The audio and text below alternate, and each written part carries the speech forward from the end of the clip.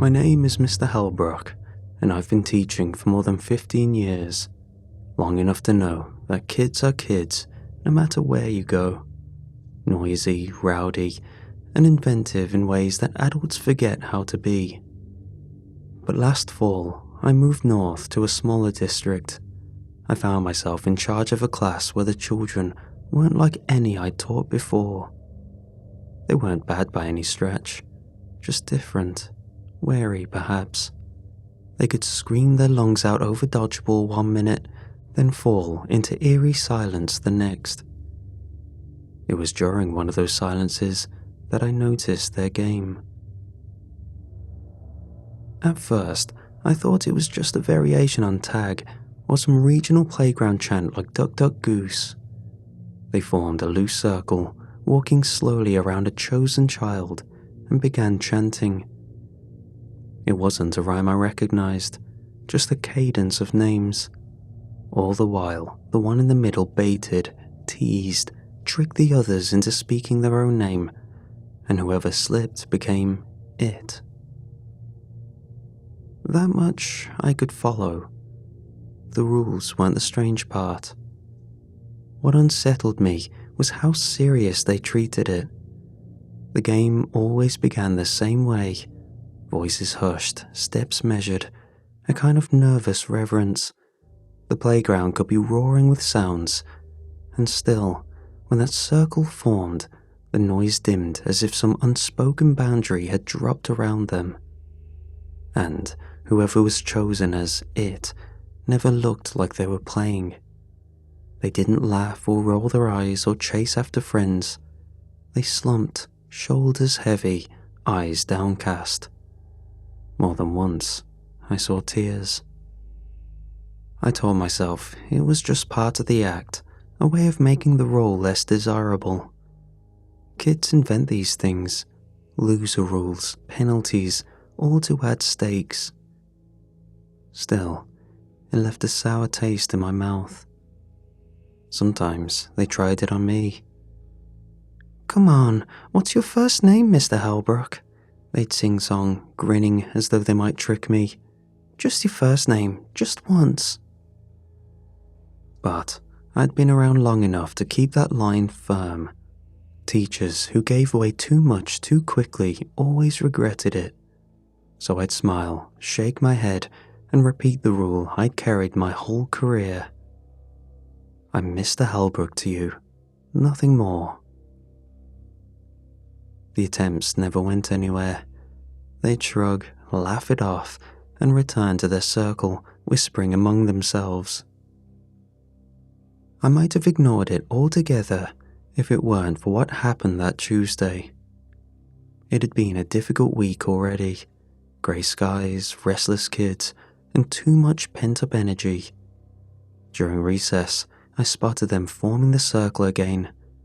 This time, the child in the center was Noah, a boy I knew well.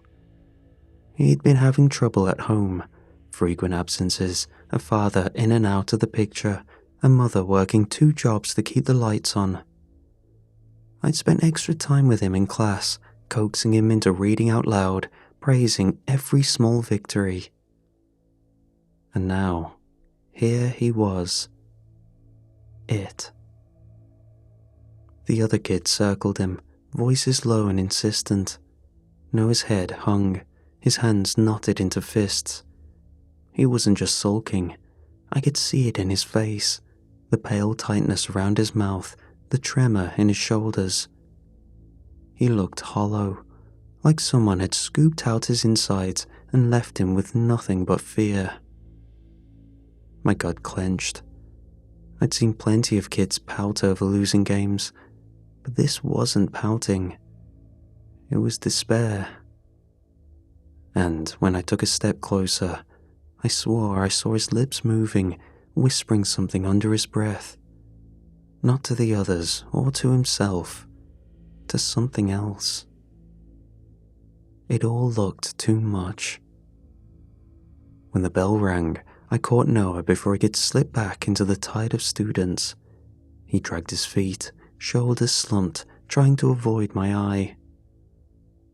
"Walk with me," I said, steering him toward the bench by the fence. He sat reluctantly, clutching the straps of his backpack like a shield. You seemed upset out there, I began gently. The game, it didn't look fun to you. Noah hunched further, eyes fixed on the gravel. It's just a game. Doesn't have to be, I said. If the other kids are giving you trouble, I can step in. No one should have to make you feel like that. That got a flicker. His eyes darted up, then away again. You don't understand. Then help me. I can't fix what I don't know. Silence stretched between us. I waited. Years in classrooms had taught me patience, but also the look of a kid holding back something important. Finally, he shook his head. It's not trouble. It's the rules. What rules? He pressed his lips tighter. When I leaned forward, he whispered, almost inaudible, We can't tell. If we tell, you join the game. I frowned. You can tell me. I won't let the others know. No answer. He hunched lower, curling into himself. His face looked older than 10 years should, drawn and wary. It was like I was talking to someone who'd already seen too much. I tried another angle. Noah, you're a smart kid. You know games are supposed to be fun, but when you play this one, you look like you're carrying the world on your back. That's not fun. That's...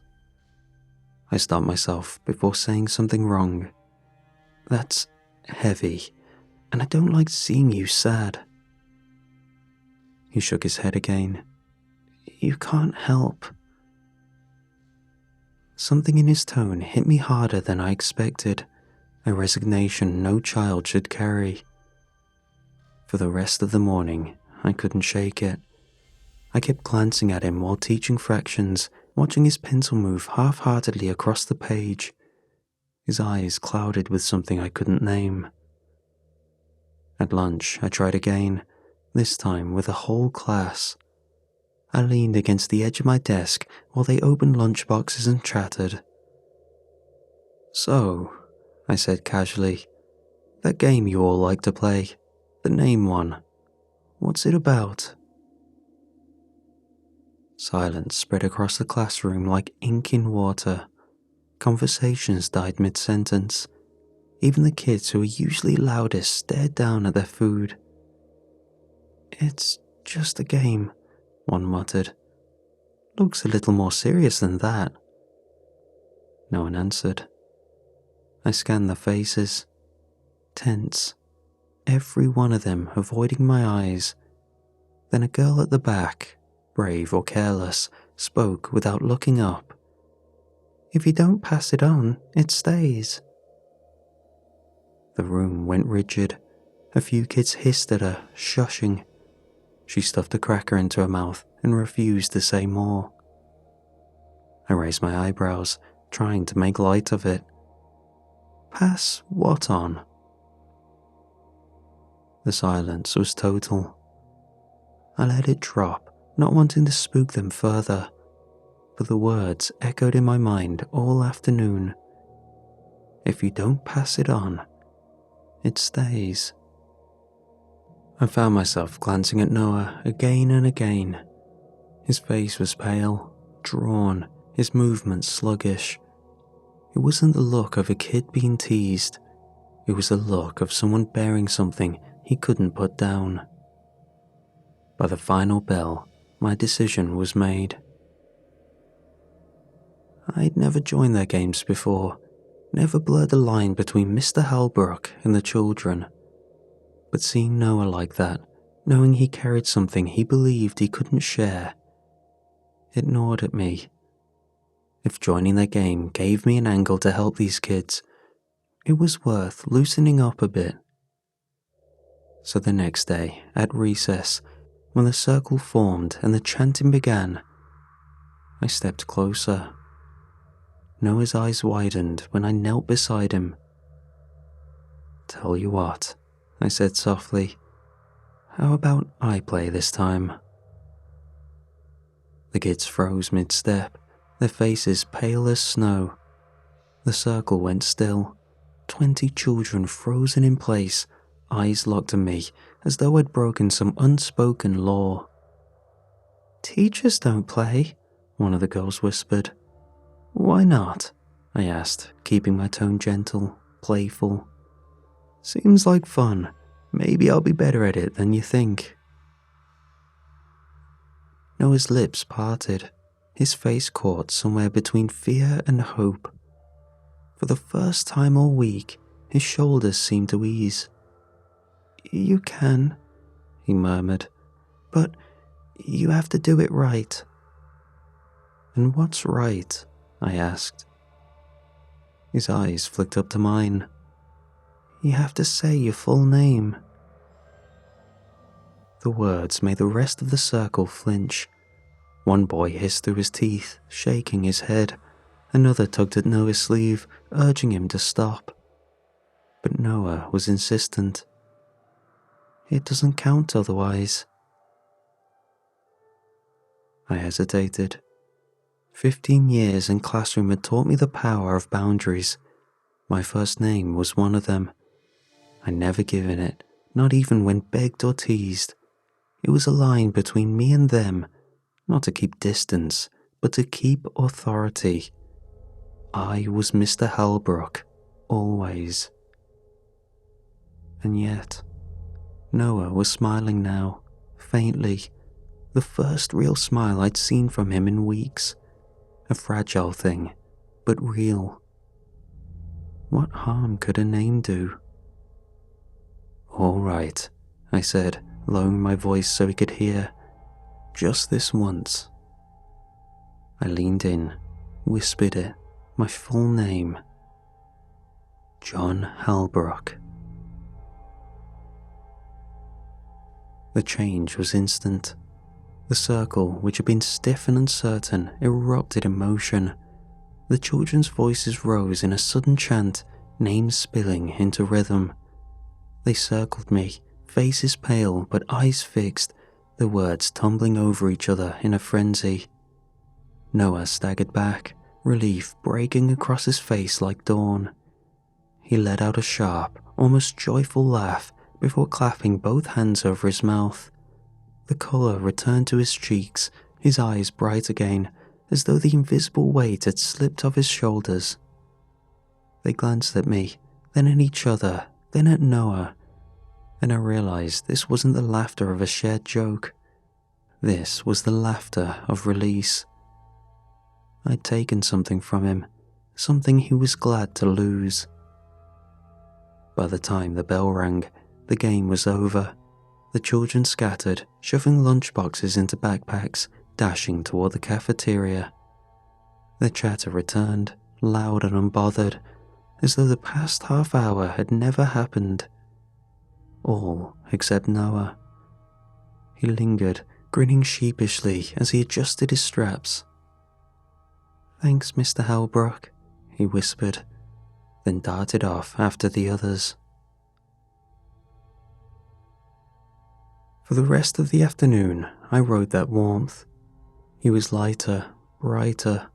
He raised his hand twice during reading group and even volunteered to help collect papers. Seeing him unburdened made the unease worth it. Maybe the game really was just a strange playground ritual, and stepping into it had given him the break he needed. Maybe. That night, the doubts began. I was grading essays in the quiet of my apartment when I heard it first. Faint, indistinct. My pen paused mid-mark. Halbrook. I froze, listening. John Halbrook. It came from the kitchen.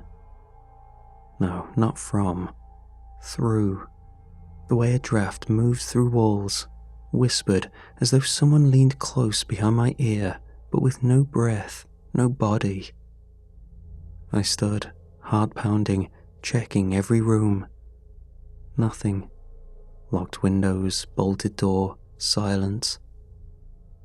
Back at the desk, the papers were scattered, deliberately rearranged. My name was written across them in faint, uneven strokes, lettered again and again by invisible hands. I gathered them quickly and shoved them into a drawer, sat in the dark, pulse hammering. From the corner of the room, just beyond where the lamplight reached, came a whisper again. John Halbrook. I didn't sleep that night. Every time I closed my eyes, I heard it repeated, patient, endless, as though something had finally learned what it needed. The whispers didn't stop.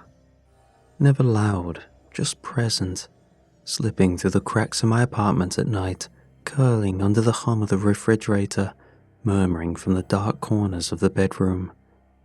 Always my full name, patient, relentless. It wasn't violent, but it made everything feel wrong. At school, it followed me, interrupting my teachings on a semi-regular basis. The kids knew. When I stumbled through roll call, distracted, they exchanged looks. Whispers darted between them like sparks.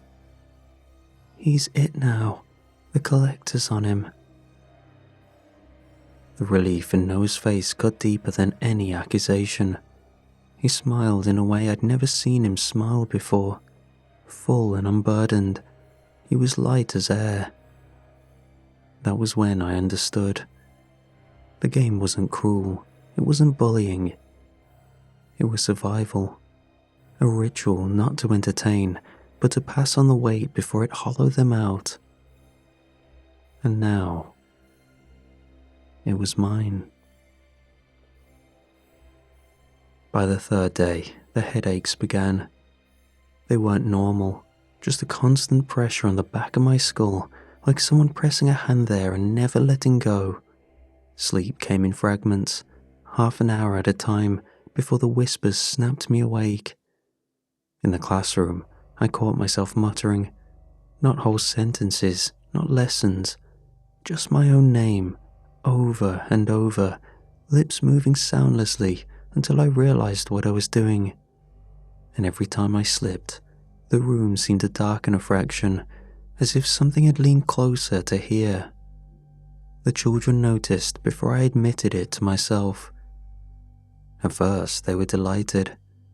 I stumbled over math drills, forgot spelling lists, let the schedule drift. My faltering control meant longer recesses, free periods, games spilling into lessons. The laughter rang down the halls, unburdened and wild. But joy only lasts so long when it curdles against fear. By the end of the week, my hands shook when I tried to write on the board. My eyes burned, heavy with exhaustion, black crescents blooming beneath them. Once, mid-sentence, I stopped cold, unable to remember what I just said. The silence stretched until one boy nervously supplied the answer himself. The laughter died. Now the whispers in the classroom weren't playful. They were anxious. I'd look up from grading and find 20 pairs of eyes watching me, wide and uncertain. Even Noah, freed from his burden, avoided my gaze. Relief lingered in his face, yes, but guilt too. The smile he'd carried had dimmed to something smaller, tighter. He knew what I carried now. By the time Friday came, I could barely hold the chalk. I leaned against the desk, the room spinning, words stumbling from my mouth in fragments.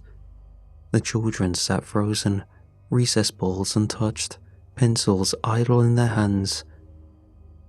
They weren't celebrating anymore. When the bell rang, they filed out slowly, whispering among themselves. I sat with my head in my hands, trying not to mutter my own name out loud. That was when I noticed the folded scrap of paper tucked beneath my notebook. Small, careful handwriting in pencil. Don't keep it too long. It hurts.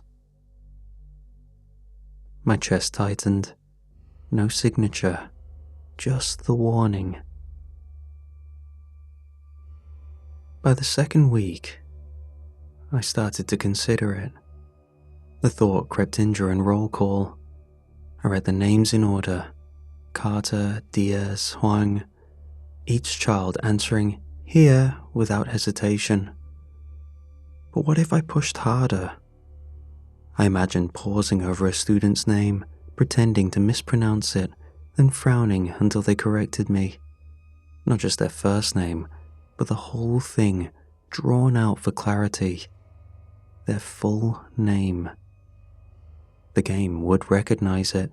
The collector would shift to them. I pictured it again during written work. I could hand back papers, insisting on formality. Read your name for me, all of it. A teacher's request. They wouldn't question it. The burden would fall, just like it always did in the game. The images made me sick, but they clung to me anyway. But when I glanced up, I saw their faces. Not mischievous now or playful. Concerned, eyes darting to my shaking hands, my ashen skin, the way I stumbled through lessons. Their worry hit me harder than the whispers ever could. I dropped the papers, voice rough. Go on, recess. They scattered, too quickly, their relief obvious. And in the sudden quiet, I heard a murmur at the window, carried on no wind. A girl lingered, fiddling with her sleeve. She didn't meet my eyes when she said, "You're not supposed to keep it. It's worse if you do." "Worse how?" I asked, my voice cracking. She only shook her head. "We don't know. Nobody ever lasts this long." That night, I lay awake, staring at the ceiling. The whispers filled every shadow, pressing against my ears, my throat, the corners of the room. For the first time, I thought of outsiders. Another teacher, a clerk at the grocery store, my sister if I called her. Anyone, someone who could take it, someone who wouldn't know how it worked. But the thought collapsed in on itself almost as soon as it formed. They didn't know the rules. They wouldn't understand the game, wouldn't know how to pass it on. What if they kept it forever? What if they broke under it? And worse, they'd know who had given it to them. I pressed my palms into my eyes until I saw sparks. My own whispering lips brushed the silence. My name, again and again, unbidden. From the corner of the room, the collector stirred. I couldn't see it, not directly, but I felt it, leaning closer, listening. I clenched my jaw against the truth. The longer I held it, the more I knew. I was treading into a place no child had survived. It didn't take weeks for things to get worse, just days. The headaches deepened into nausea, my hands trembling so badly I had to steady the chalk with both. The kids stopped laughing at my mistakes. Their eyes followed me now with a kind of fearful pity. And then I began to see it. At first, only in the corners of my vision, something pale and bent, watching from the far end of the hall. Each time I turned, it was gone. A trick of exhaustion, I told myself, nerves frayed too thin. But by Thursday, it no longer waited in the periphery. In the middle of a spelling exercise, I glanced at the back of the classroom and froze. It was standing between the last row of desks. Too tall, its shoulders brushing the ceiling, a body too thin for its height, limbs bent at angles that suggested too many joints. Where a face should have been was only a hollow, black and glistening, as if something had hollowed it out from within. The worst part wasn't the sight. The worst part was that the children didn't react. Their pencils scratched quietly on the page, as if nothing loomed above them, as if I was the only one who could see it. My throat closed.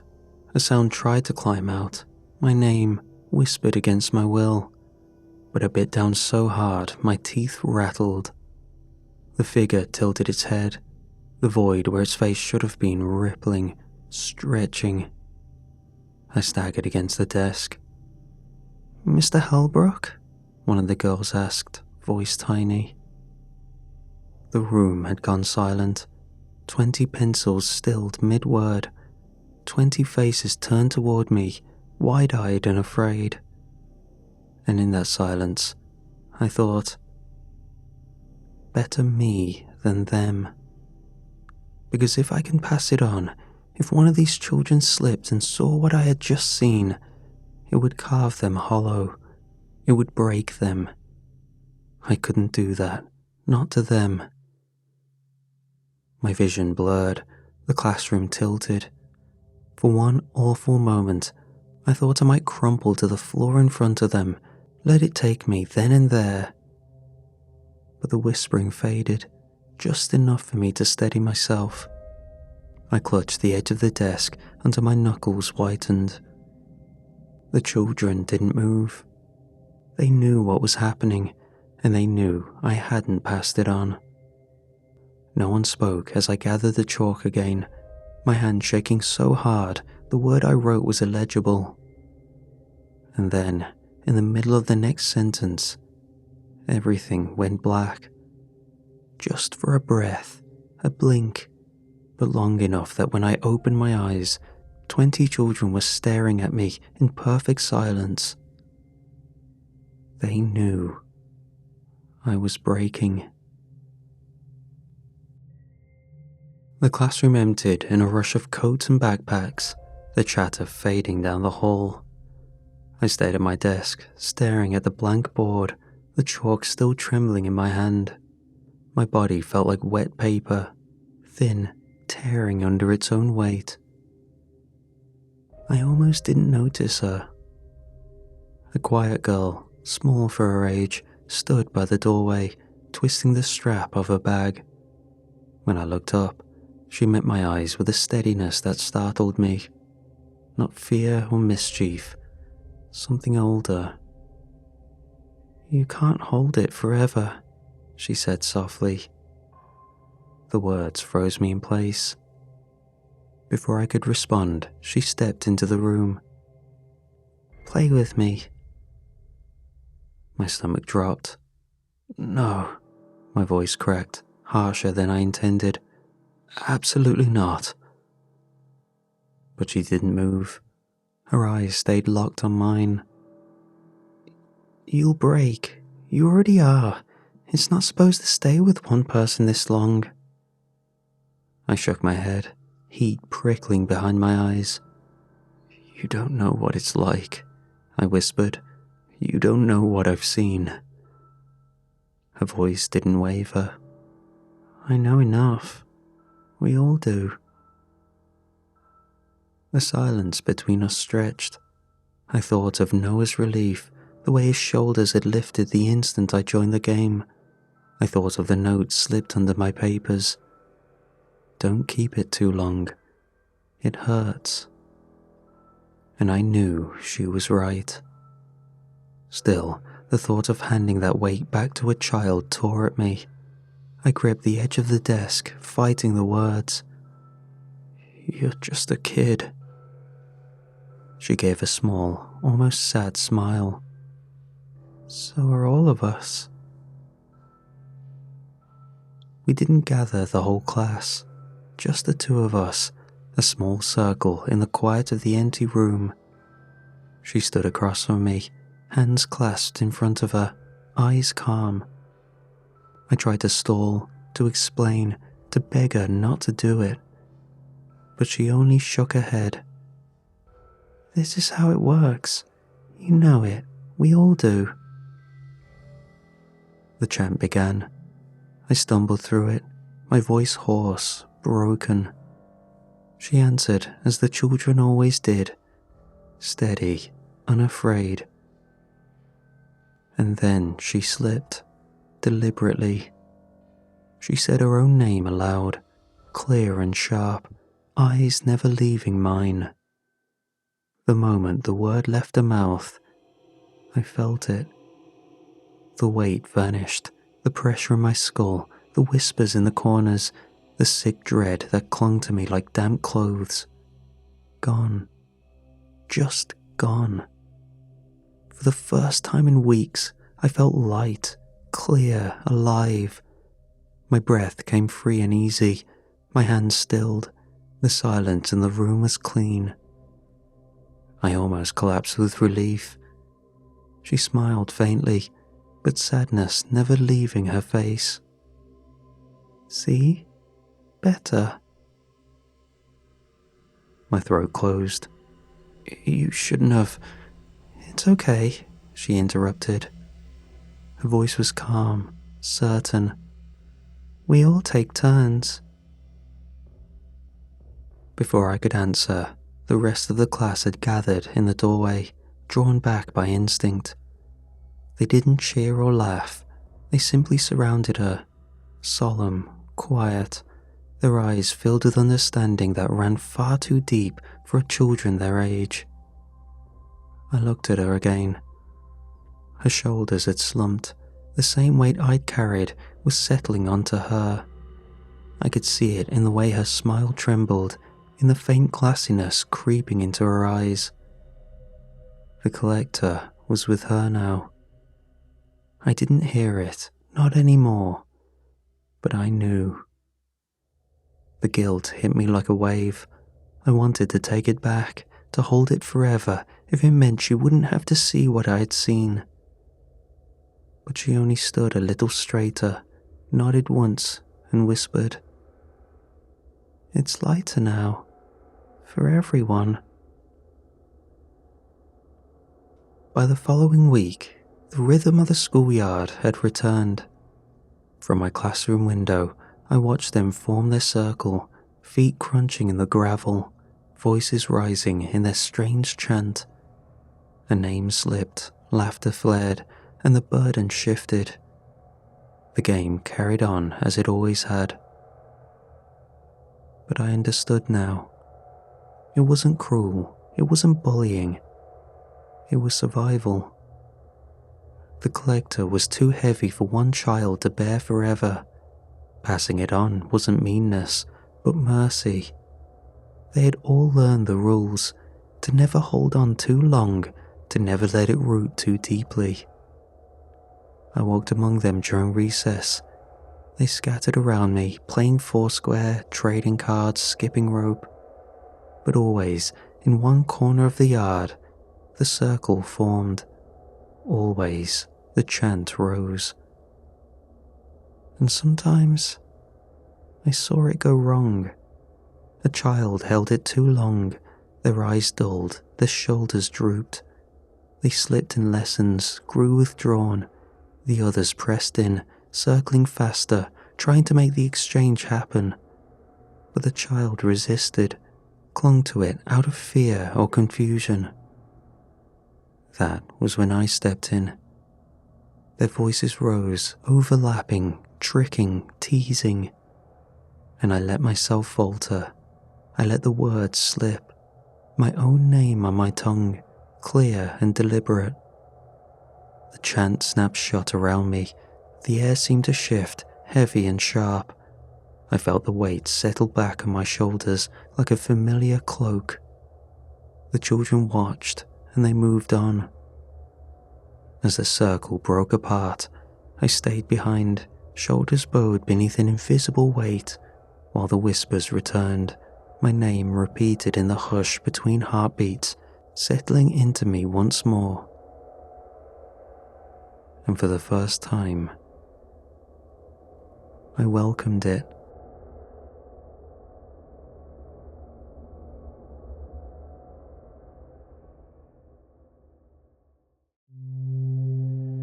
Urban legends usually start the same way. A whispered warning, a cautionary tale, a rule you're supposed to follow without ever asking why.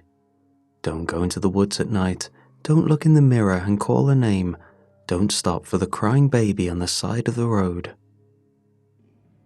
The Counting Man belongs to that category. It spreads in fragments, old message boards, lost blogs, anonymous confessions, enough to form a pattern, but never enough to give answers. The rule itself is simple. If you're walking alone and you hear footsteps behind you that match your own, and a voice begins to count, don't turn around. That's it.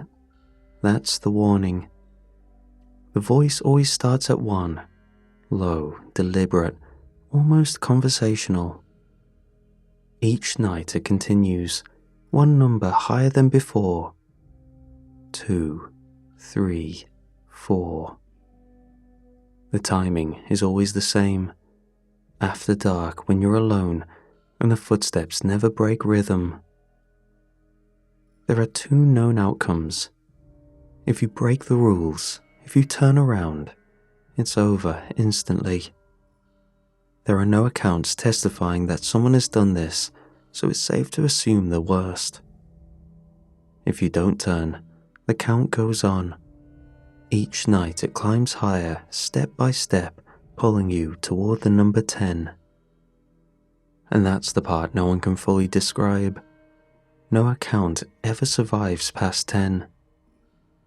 Whatever happens when the counting man finishes counting, it doesn't leave anyone behind to explain it. What we're left with are fragments, posts on forgotten forums, transcripts from police reports, journal entries abandoned halfway through, all describing the same phenomenon, same footsteps, same voice. Taken together, they don't look like folklore. They look like case studies. One of the earliest online references to the Counting Man comes from 2009 on a now-defunct college forum archived by the Wayback Machine. The user went by Deckard42, a sophomore, 19, posting in a humor thread about campus pranks. His first post was light-hearted. "Someone's messing with me. Walking home from the library last night, heard footsteps behind me, thought it was a friend, looked around, nobody there. Then, swear to God, heard 1, like someone whispered it in my ear. Funniest crap I've ever seen. Whoever's pulling this, you got me." Other users teased him, told him it was an echo or campus security playing games. The next night, he posted again. It happened again. Different street, different time, steps right behind me, keeping pace. This time it said 2. Same voice, same tone. I'm not kidding. This isn't funny anymore. The replies grew sharper. People accused him of trolling, of building an ARG, but the patterns continued. Each post a new number. 3, outside my dorm window this time. I didn't even leave the building. 4, I tried blasting music on my headphones, still heard it, louder. 5, I tried hiding, didn't help. The thread is long, over 60 replies, most of them mocking, but a few start to show concern as his tone shifts from joking to frantic. By 7, his posts are shorter, almost clipped. I'm not sleeping. Every time it comes, there's one more. It waits until I'm alone. Please tell me someone else has heard this.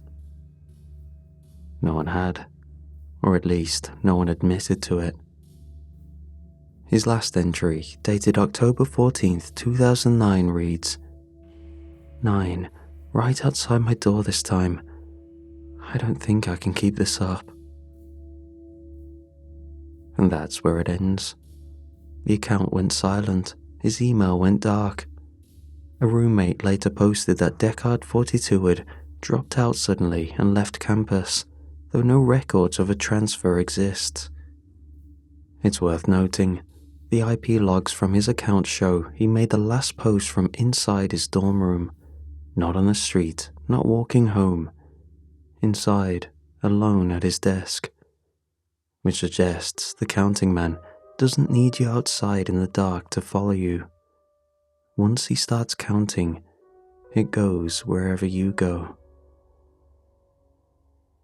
Cases like Deckard 42's are usually written off as the product of stress. College kids pulling all-nighters, walking home tired. The mind can play tricks when it's short on sleep. Some psychologists argue it's a form of auditory pareidolia, the brain's tendency to find patterns where none exist. The footsteps you think you hear, the whispered one that isn't really there. But there's a problem with that explanation. The posts don't exist in isolation. Dig deep enough and you'll find fragments of the same story scattered across obscure forums and forgotten threads.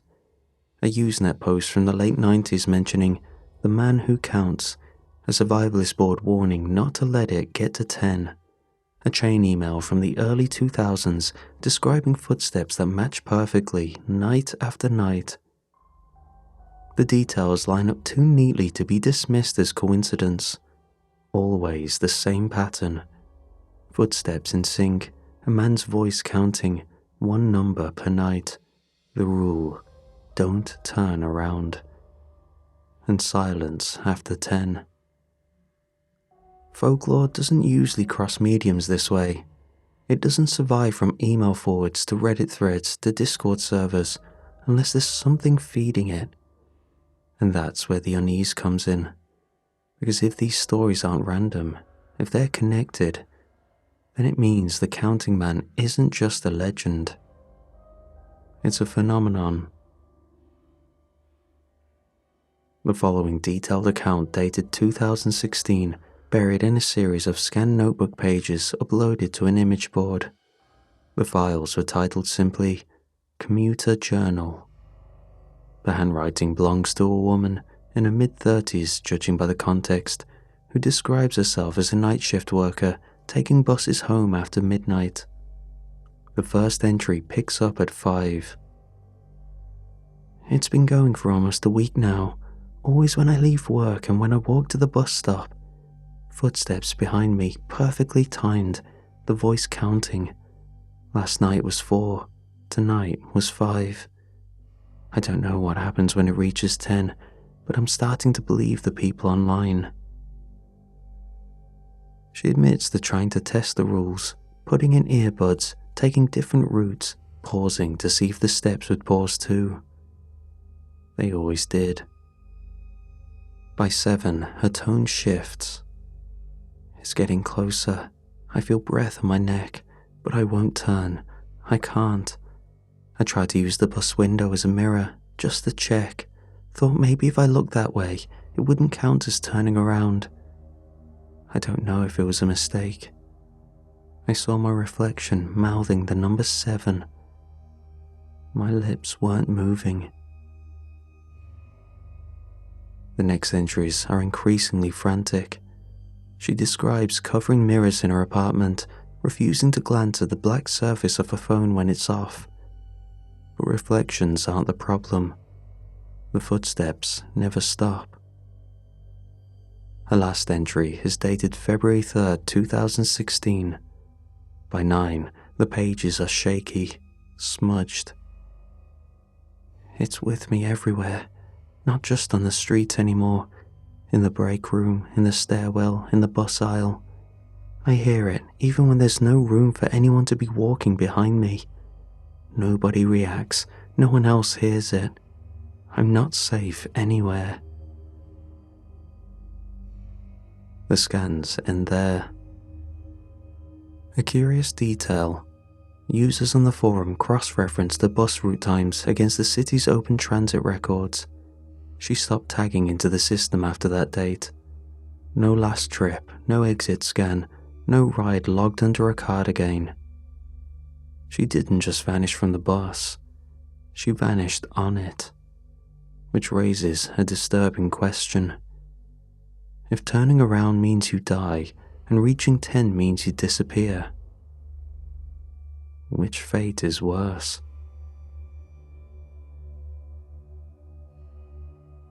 It's easy to think the counting man might be tied to a city block or state, a place you could avoid, but the accounts don't agree with that. Reports come from everywhere. Quiet suburbs, isolated country highways.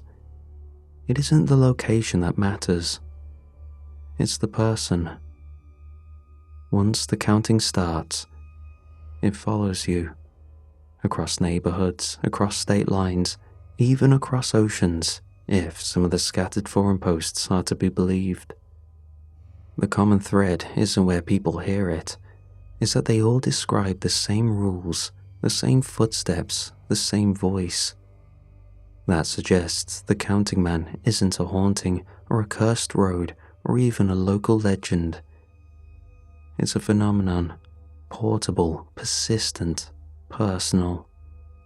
And if it attaches to a person instead of a place, then running may not save you. Among the scattered accounts, one of the most cited is a Reddit thread from 2014. The user went by ground level. He described the first few nights much like everyone else, the footsteps, the voice, the steady climb of numbers. By 4, he admitted he was already panicking. But unlike most cases, he tried something different. I ran, full sprint, no rhythm, just chaos. The footsteps behind me stumbled, the voice stopped, and when he came back the next night, it was back to 1. I think I broke it. His post drew immediate attention.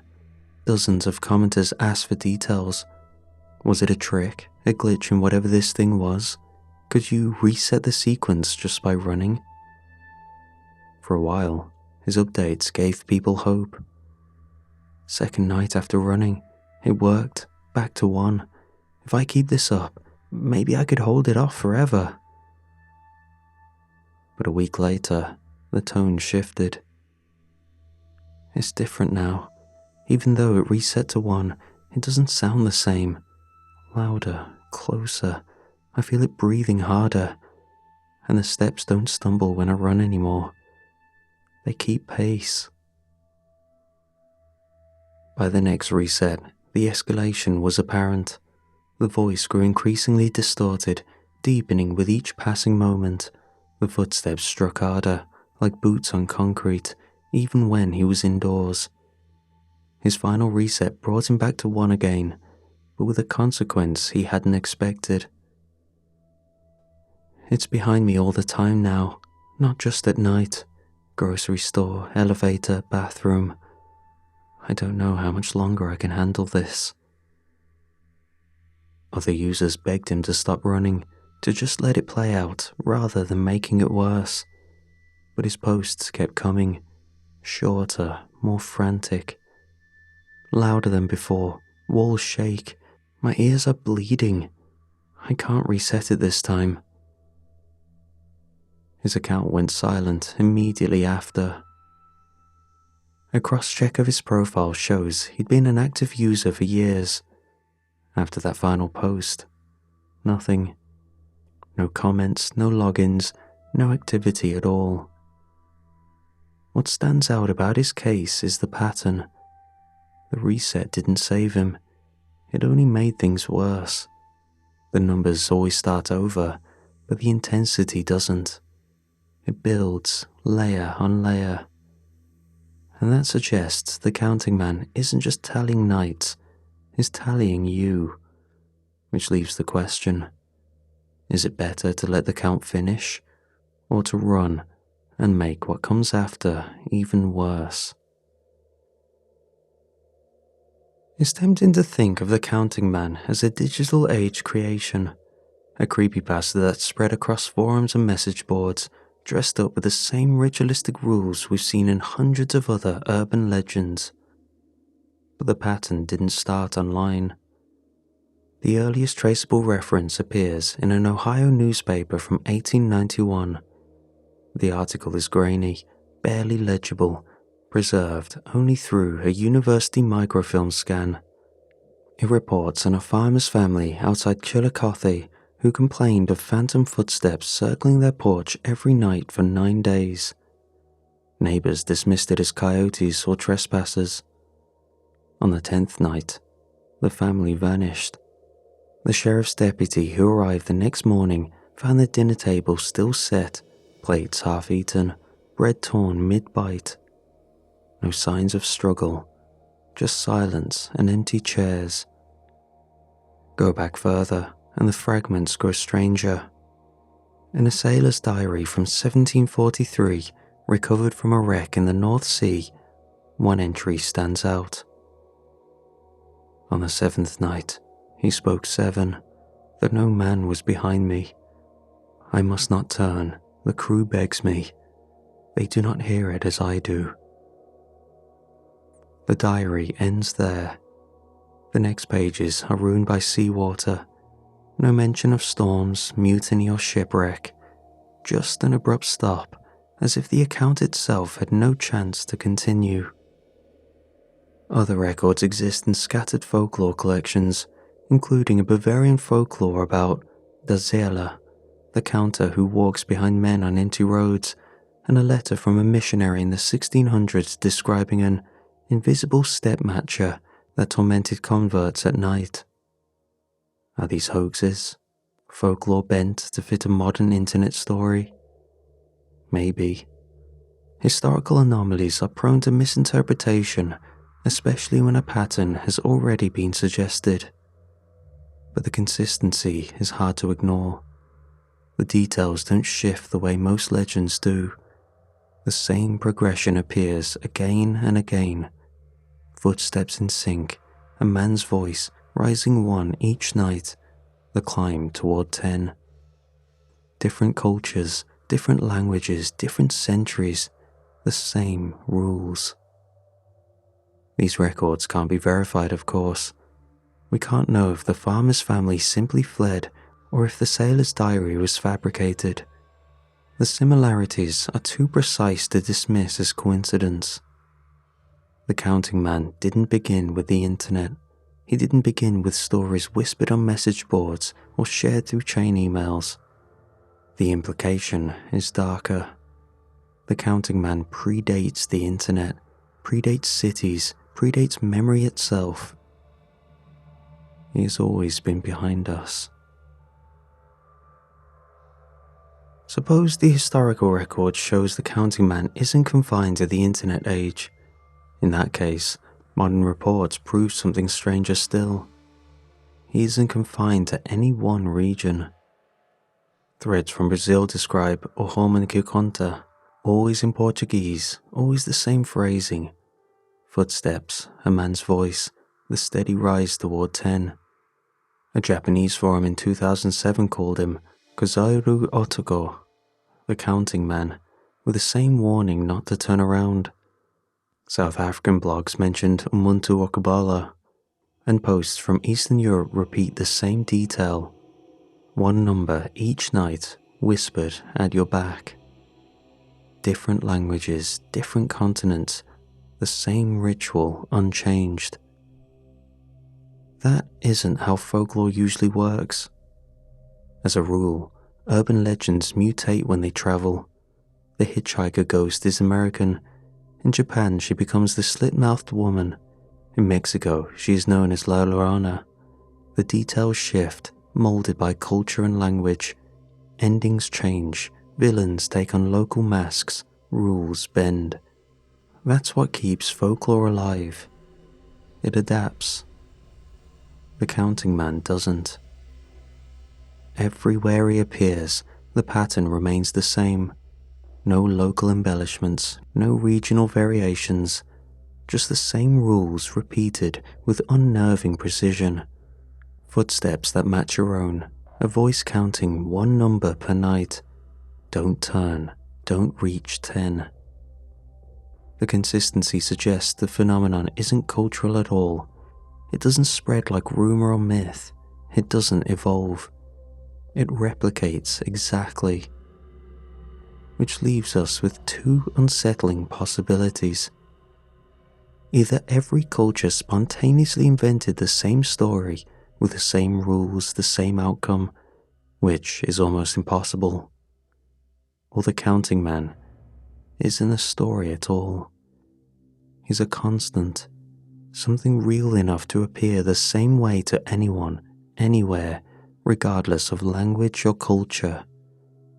And if that's true, there's one more question worth asking.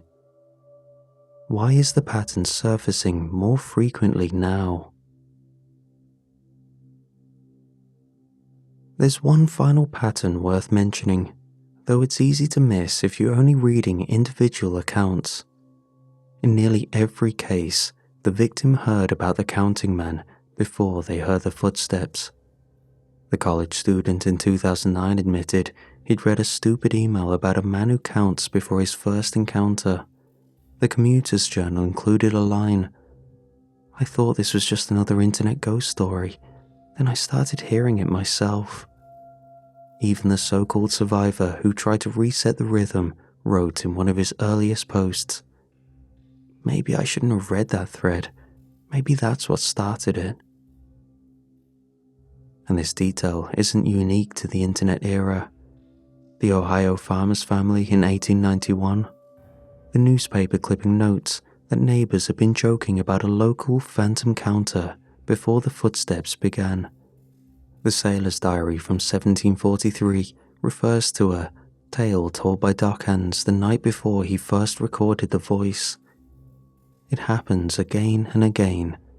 Awareness comes first, then the footsteps, then the count. That suggests the counting man doesn't hunt randomly. He doesn't linger on roadsides waiting for strangers. He comes when you know the rules. In other words, knowledge itself is the trigger. That would explain the consistency across centuries and cultures. The story doesn't mutate because it doesn't need to. Every version is the same because it isn't folklore spreading. It's contagion. Each account isn't a warning, it's an infection vector. The more detail you read, the more precise the rules become in your head, the closer you are to hearing that first step fall in sync with your own, which reframes everything we've looked at. The vanished accounts, the broken journals, the posts that stop mid-sentence. Maybe they didn't end because the victims disappeared. Perhaps they ended because by writing them down and passing on the rules, they were ensuring the cycle would continue in someone else. And perhaps that's why the stories always stop before 10. Not because they have nothing left to say, but because by the time you know enough to ask what happens next, the footsteps have already begun behind you.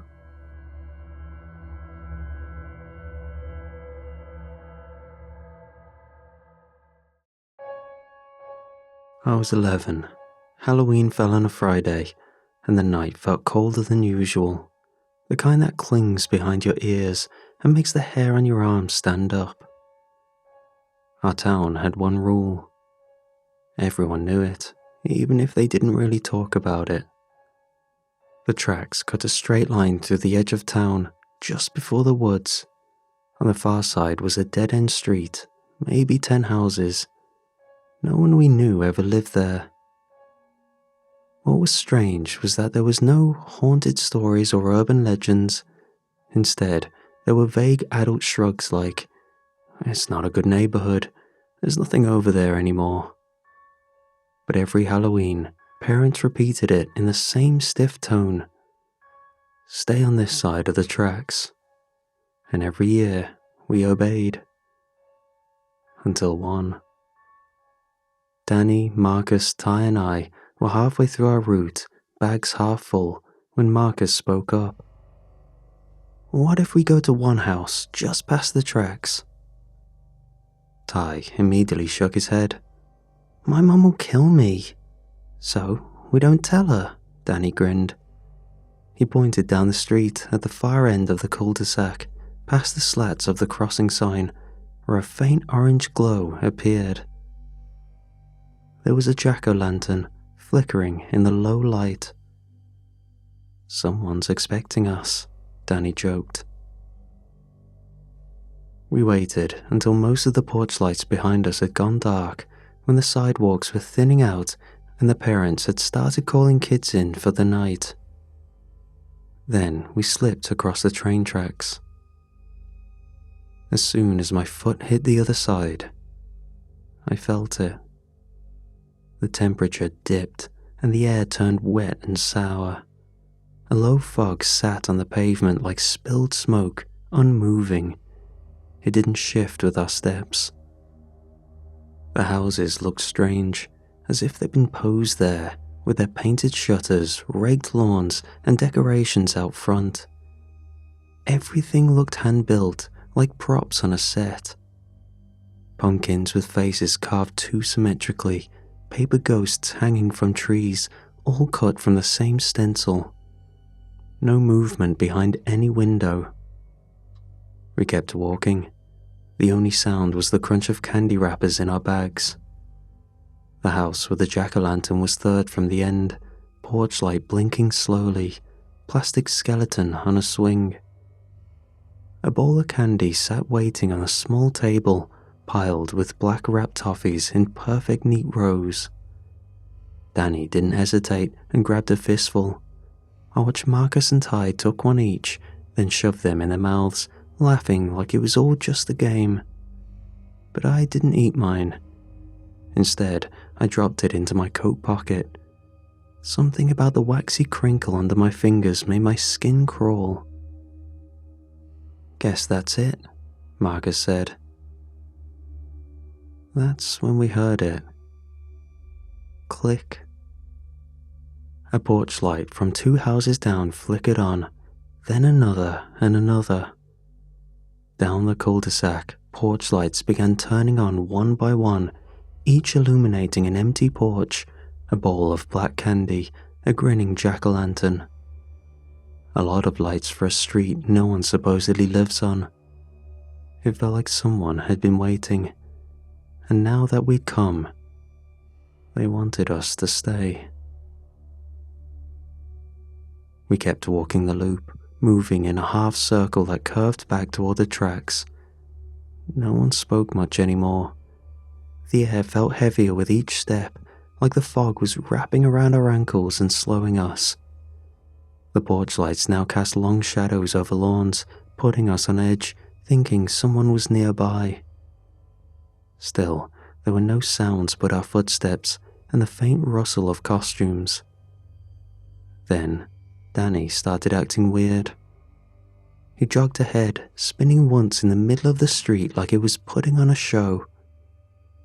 You guys are killing the vibe, he said, too loud. It's just Halloween. Marcus gave him a look. Calm down. Danny ignored him. Something had caught his attention. A low branch hanging over a yard with something swaying from the end of it. A mask. It was paper, maybe, or something close, pale and stretched with angular eye holes and long, sunken features. It looked too specific to be random, not like a decoration, but like something someone had made for a reason. Danny unhooked it from the branch and turned to us, holding it up. Now this is cool. Leave it, I said, without thinking. Seriously. But he was already sliding it over his face. The moment he let go, the mask seemed to settle, molding to his skin, more like latex than paper. He tapped the cheek with a knuckle. Fits perfect. No one laughed. Ty took a step back. The edges of the mask sat flush against his skin, almost like it wasn't a mask at all, just a second face, one that didn't blink. Then his tone changed. "Let's finish the loop," he said. "We're almost there." I should have said no. I think we all should have. But none of us wanted to be the one to break. So, we followed. As we turned the bend of the cul-de-sac, we saw the first figure step into the street, then another, and another. They moved slowly, walking side by side like they were part of a performance none of us had agreed to watch. Men and women in old-fashioned clothes, floor-length skirts, button coats, faded vests, all stitched in muted colours and soft textures. They wore masks like Danny's. All of them had the same unsettling stillness to their faces, not joyless or angry, just wrong. And they were heading toward us, quiet as fog. The moment the parade stopped, it was like the whole street exhaled. Every marcher froze in place. All at once, their heads turning slightly toward us, like animals catching a scent. None of us moved at first. Then Ty whispered, "Go." And we did. Our footsteps thundered across the asphalt, too loud to be safe. The fog seemed to drag at our legs. My bag of candy bounced against my side with each sprinting step. I didn't even look behind me until we ducked behind a low hedge, hearts rattling in our chests. That's when we realized Danny wasn't with us. He'd been at the back, always the slowest, and somehow he hadn't made it. I peeked through a gap in the branches. He was still in the street, lumbering away, no more than a dozen feet from the front of the parade. The nearest masked figure glided forward toward him, then another. They were calm and confident, like they already had him. Danny didn't call out nor turn around. He looked cornered, shoulders hunched, lost in thought. Then he did something I didn't expect. None of us did. Just before the nearest figure reached him, he slipped it back on, the mask he still clutched in his hands. It didn't crinkle or bend. The thing folded into place over his face like it belonged there. The figure paused, inches away, as if inspecting him, then turned away. The next marcher passed by, and another, until the final one, which led him towards the pack, not giving him a chance to slip away. Danny followed, motionless in the stream of them, now just another masked silhouette among the coats and silent steps, blending in, avoiding whatever fate we imagined for anyone who was caught. From the hedge, Marcus whispered, "What do we do?" But no one had an answer. We were kids. They weren't. And now they had Danny. We waited until the parade drifted out of sight, disappearing down the end of the cul-de-sac. Then we ran. Back across the tracks, back toward the houses with store-bought candy and real people inside. We kept glancing back, hoping he'd followed us. But Danny never did. We waited. Someone would call, we figured. Maybe Danny would text. Maybe he'd show up at school on Monday like nothing happened, rolling his eyes and calling us babies for running off. We kept checking our phones, refreshing apps, watching the group chat. Nothing. Not that night, not the next morning, not even a, "Where are you guys?" By noon, panic had started to settle in our stomachs like sour milk. "He probably got in trouble," Ty said, "like grounded or something. Maybe his phone got taken." "Then he called from the house phone," Marcus said. After lunch, we couldn't take it anymore. We decided to go back across the train tracks, but this time in the daylight, so it wouldn't be scary. Everything's less scary when the sun's out, right? Danny was probably hiding, embarrassed, waiting for things to blow over. We crossed the tracks again. Only this time, it wasn't foggy. It was just dead. The air was dry, the pavement cracked, the grass yellowed and stiff. The houses looked different in daylight, no longer mysterious, just ruined, peeling paint, boarded windows. One had a flat tire, half buried in weeds, leaning against the porch. Like no one had lived there in decades, a stark contrast to how it was that night. There were no lights, no jack-o'-lanterns, no decorations, not even left over, like you'd imagine when you see a place abandoned. The place was cleaned up of all things Halloween, despite the evidence that no one had been there in a long time. We retraced our steps, stuck close together. My skin felt too tight, like I was about to bolt at the slightest sound. Then we found the hedge, and from there we saw it. Danny's candy bag was sitting in the road where he was caught, still full, unopened. The wrapper on top hadn't even been crinkled. Marcus finally whispered, "Okay, we have to tell someone."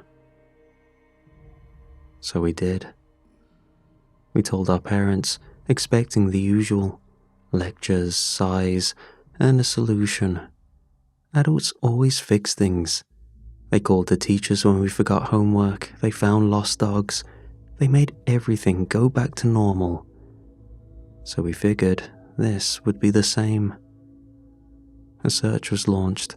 Police, neighbours, flashlights cutting through brush behind the cul-de-sac, volunteers canvassing with missing posters, and we standing there while they asked the same questions over and over. Are you sure you were here? Are you sure you didn't just lose him? But no matter how many times we told the story, the truth, no one found a thing.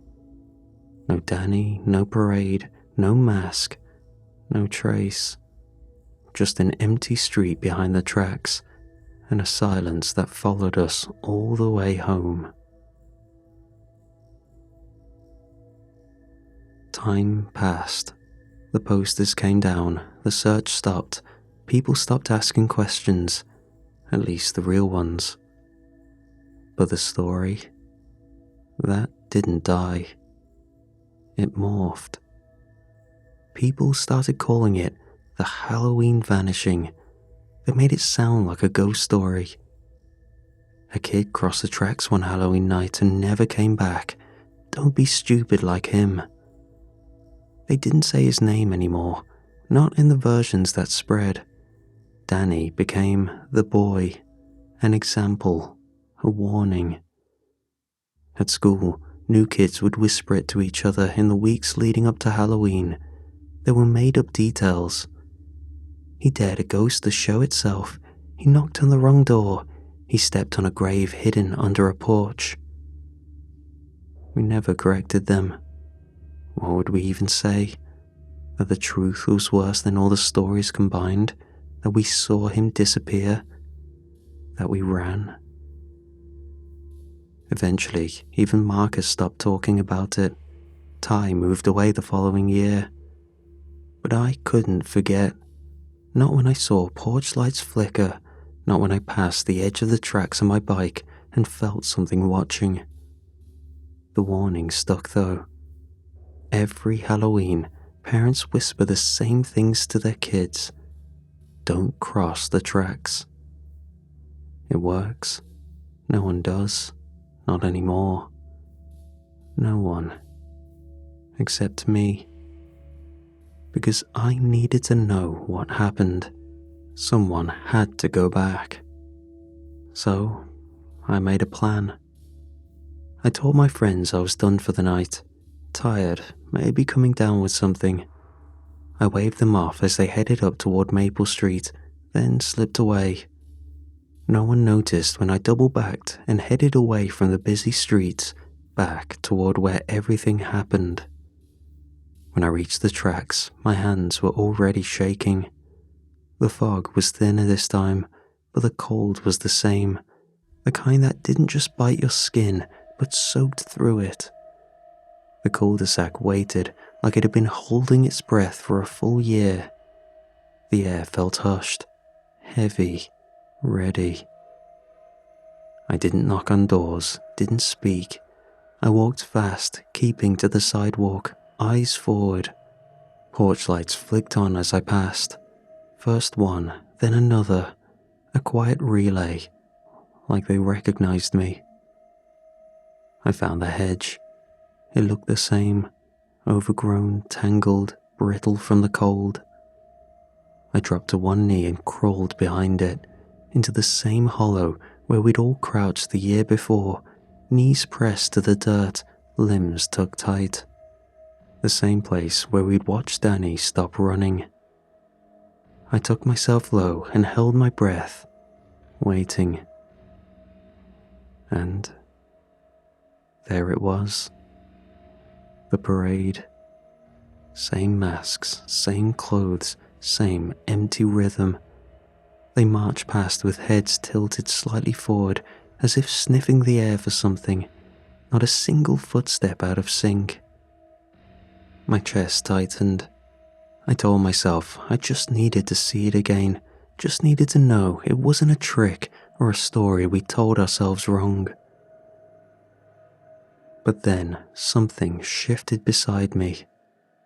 A soft exhale, barely more than a stir in the air. I turned my head and caught my breath. Someone was already there, crouched in the dark beside me, close enough to touch. The shape of him was impossible to mistake. Too familiar. The hoodie, faded blue with a frayed pocket seam, the jeans with one cuff always slightly rolled, as if he never learned to fold them properly, the worn-out sneakers with one fluorescent orange lace. Danny. I wanted to speak, to say his name, grab his arm, but one motion made me stop. A hand raised, signaling me not to move. My throat locked up. My chest felt caved in. His head turned slowly, mask creased under his hood, the same mask he pulled from the tree a year ago. Wrinkled material stretched too tight, hollow eyes and a yellowing mouth. His hand rose and pressed one finger to the mask's lips in a silent, shushing motion. Then he stood, not rushed, not robotic, just quiet, steady, and walked out from behind the hedge, toward the street, toward the parade. He didn't run or look back. He just stepped between the mask's marchers and fell in line, as if he'd always been a part of it, as if this was where he belonged now. I waited, frozen behind the hedge, until the last figure disappeared around the bend. Then I ran. I didn't stop until I reached the tracks, crossed them like they were the edge of a cliff, and when I was safely back in my neighborhood, I finally let myself breathe. I couldn't tell anyone, not my friends or my parents, not the cops who'd closed Danny's case and turned him into a bedtime warning, because how could I explain it? What would I even say? That Danny had become one of them? That he, for some reason, chose to stay, or was forced to? I didn't know what the mask meant, or if Danny was trapped, if he was happy, or if there was anything left of him in there at all. I just knew he saw me, and that he remembered. And I still don't know which part hurts worse.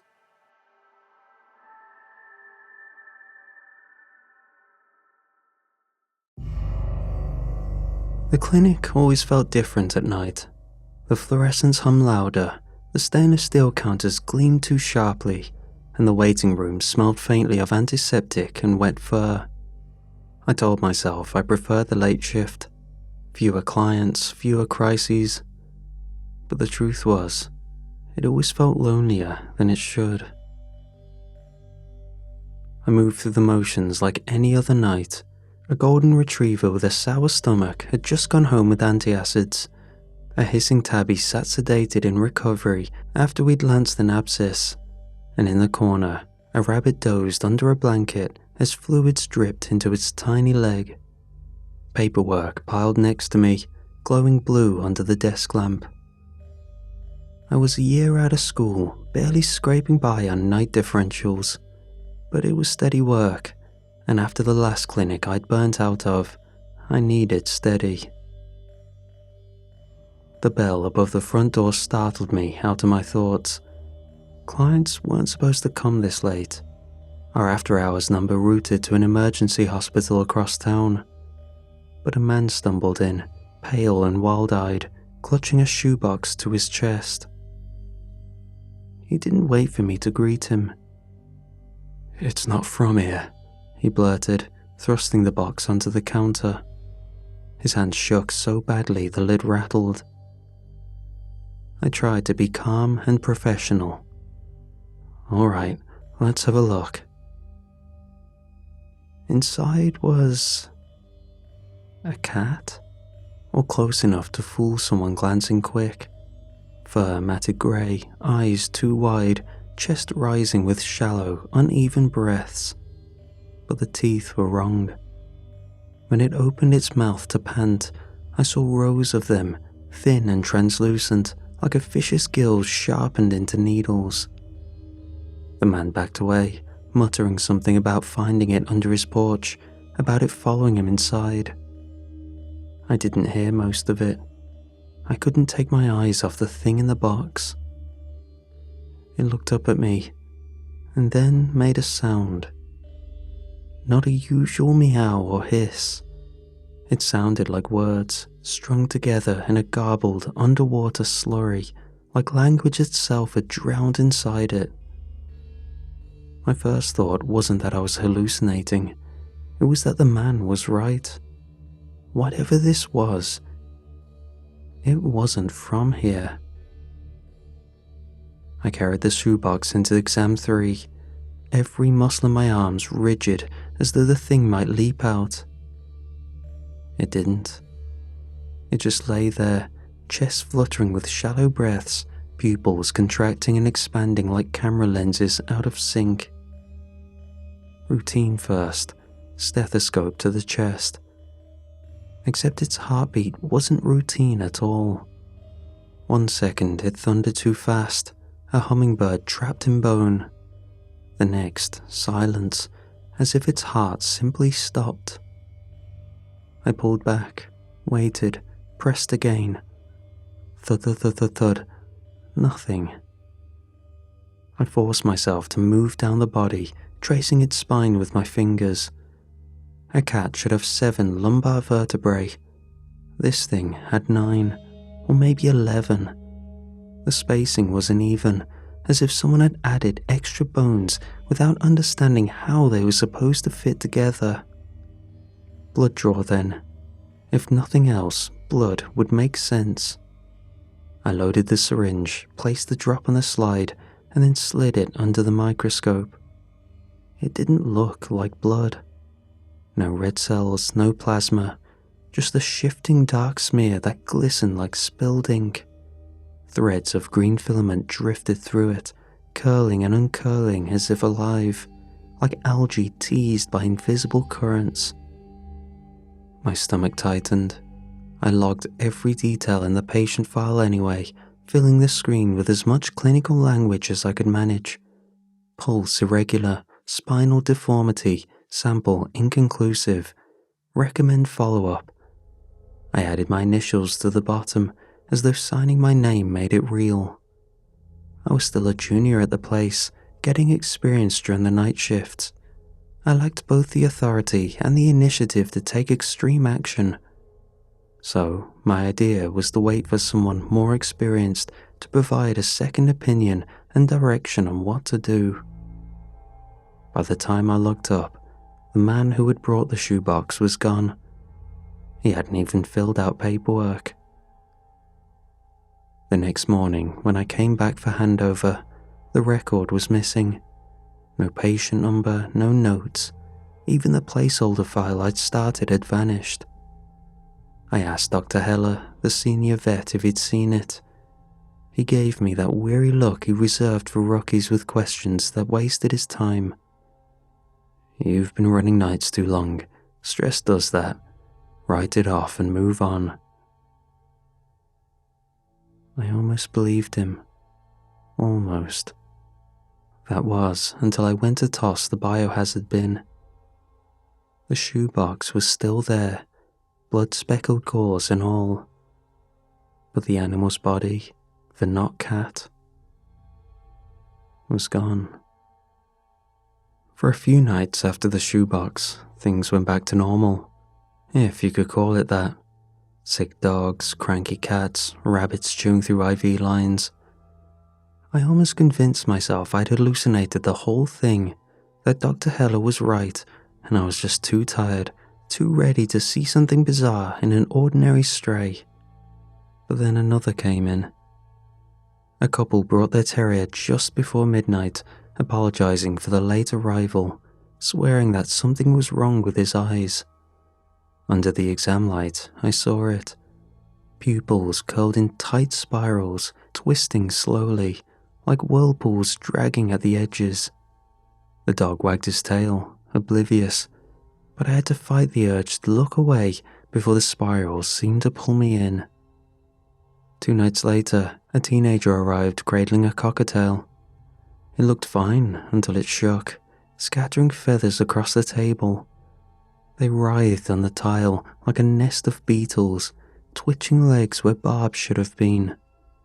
The bird screamed, a raw, rasping sound I'd never heard from anything feathered. By morning, its file was gone too. The worst was the hamster. A kid brought it in after it stopped eating. The x-ray showed a normal skeleton at first glance. Then I leaned closer. The skull held not tiny rodent incisors, but rows of human-like molars buried crooked in the jaw as though waiting to erupt. Every time the owner said the same thing. "It wasn't like this yesterday." Their voices cracked with genuine confusion, fear even. And every time, by the next morning, the patient files had vanished. No lab samples, no radiographs, nothing but my own memory insisting these things had been real. I stopped asking Heller about it. His flat stare told me enough. He knew. He'd always known. The clinic was small with a front desk, 4 exam rooms, a cramped surgery suite, kennels and storage. After a month of working nights, I thought I knew every corner, every squeaky hinge, every flickering bulb. Which is why it rattled me when I noticed Heller disappearing at closing one evening with a ring of keys I didn't recognize. Rather than go out the back door, he went down, past the kennels, behind a supply shelf that scraped just slightly too easily against the floor. I hadn't known there was a basement. That knowledge sat in the back of my mind for a week, festering, until the hamster case left me staring at its vanished x-ray and realizing there had to be somewhere those things were going, somewhere Heller wasn't telling me about. I waited until the clinic was empty, the hum of the soda machine the only sound. The shelf moved with a grunt and a shove, revealing a narrow door. The lock wasn't difficult, just a brittle pad Heller had probably trusted more to secrecy than strength. I told myself I was just curious. I told myself I'd look, then I'd shut it and never try again. The air that hit me was colder, drier, stale. A stairwell of painted concrete led down to a second set of heavier industrial doors. and beyond them, the freezers. Rows of them lined the walls, taller than me, doors sweating frost. The handles were tagged not with case numbers or species, but with initials and dates, some recent, some from the 80s, a few from before I was born. I opened one.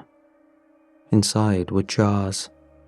Initially, they looked like ordinary tissue samples, the kind we kept for pathology, but the contents weren't ordinary. Lungs that were too smooth, like balloons peeling from their casing, a heart with 5 ventricles, a coiled intestinal tract that pulsed faintly, though the jar was sealed tight. I opened another. This one held a body. Taxidermy, I thought for a second, until I noticed the stitches were too precise, the eyes replaced by black marbles of resin.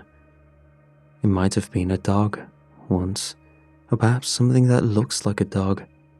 Its ribs branched upward like slats of an umbrella. I closed the door, fingers numb. My training told me what organs should look like and how they should connect. These didn't.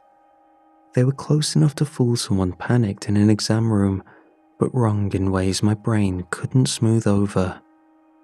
Every freezer I opened told the same story. Decades of cases catalogued, stored, hidden. Not for research or learning, just contained. At the end of the row stood one different from the others, older. Its door was chained and double padded. Ice crept thick across its seams. I leaned closer. From inside came the faintest scrape, metal against metal.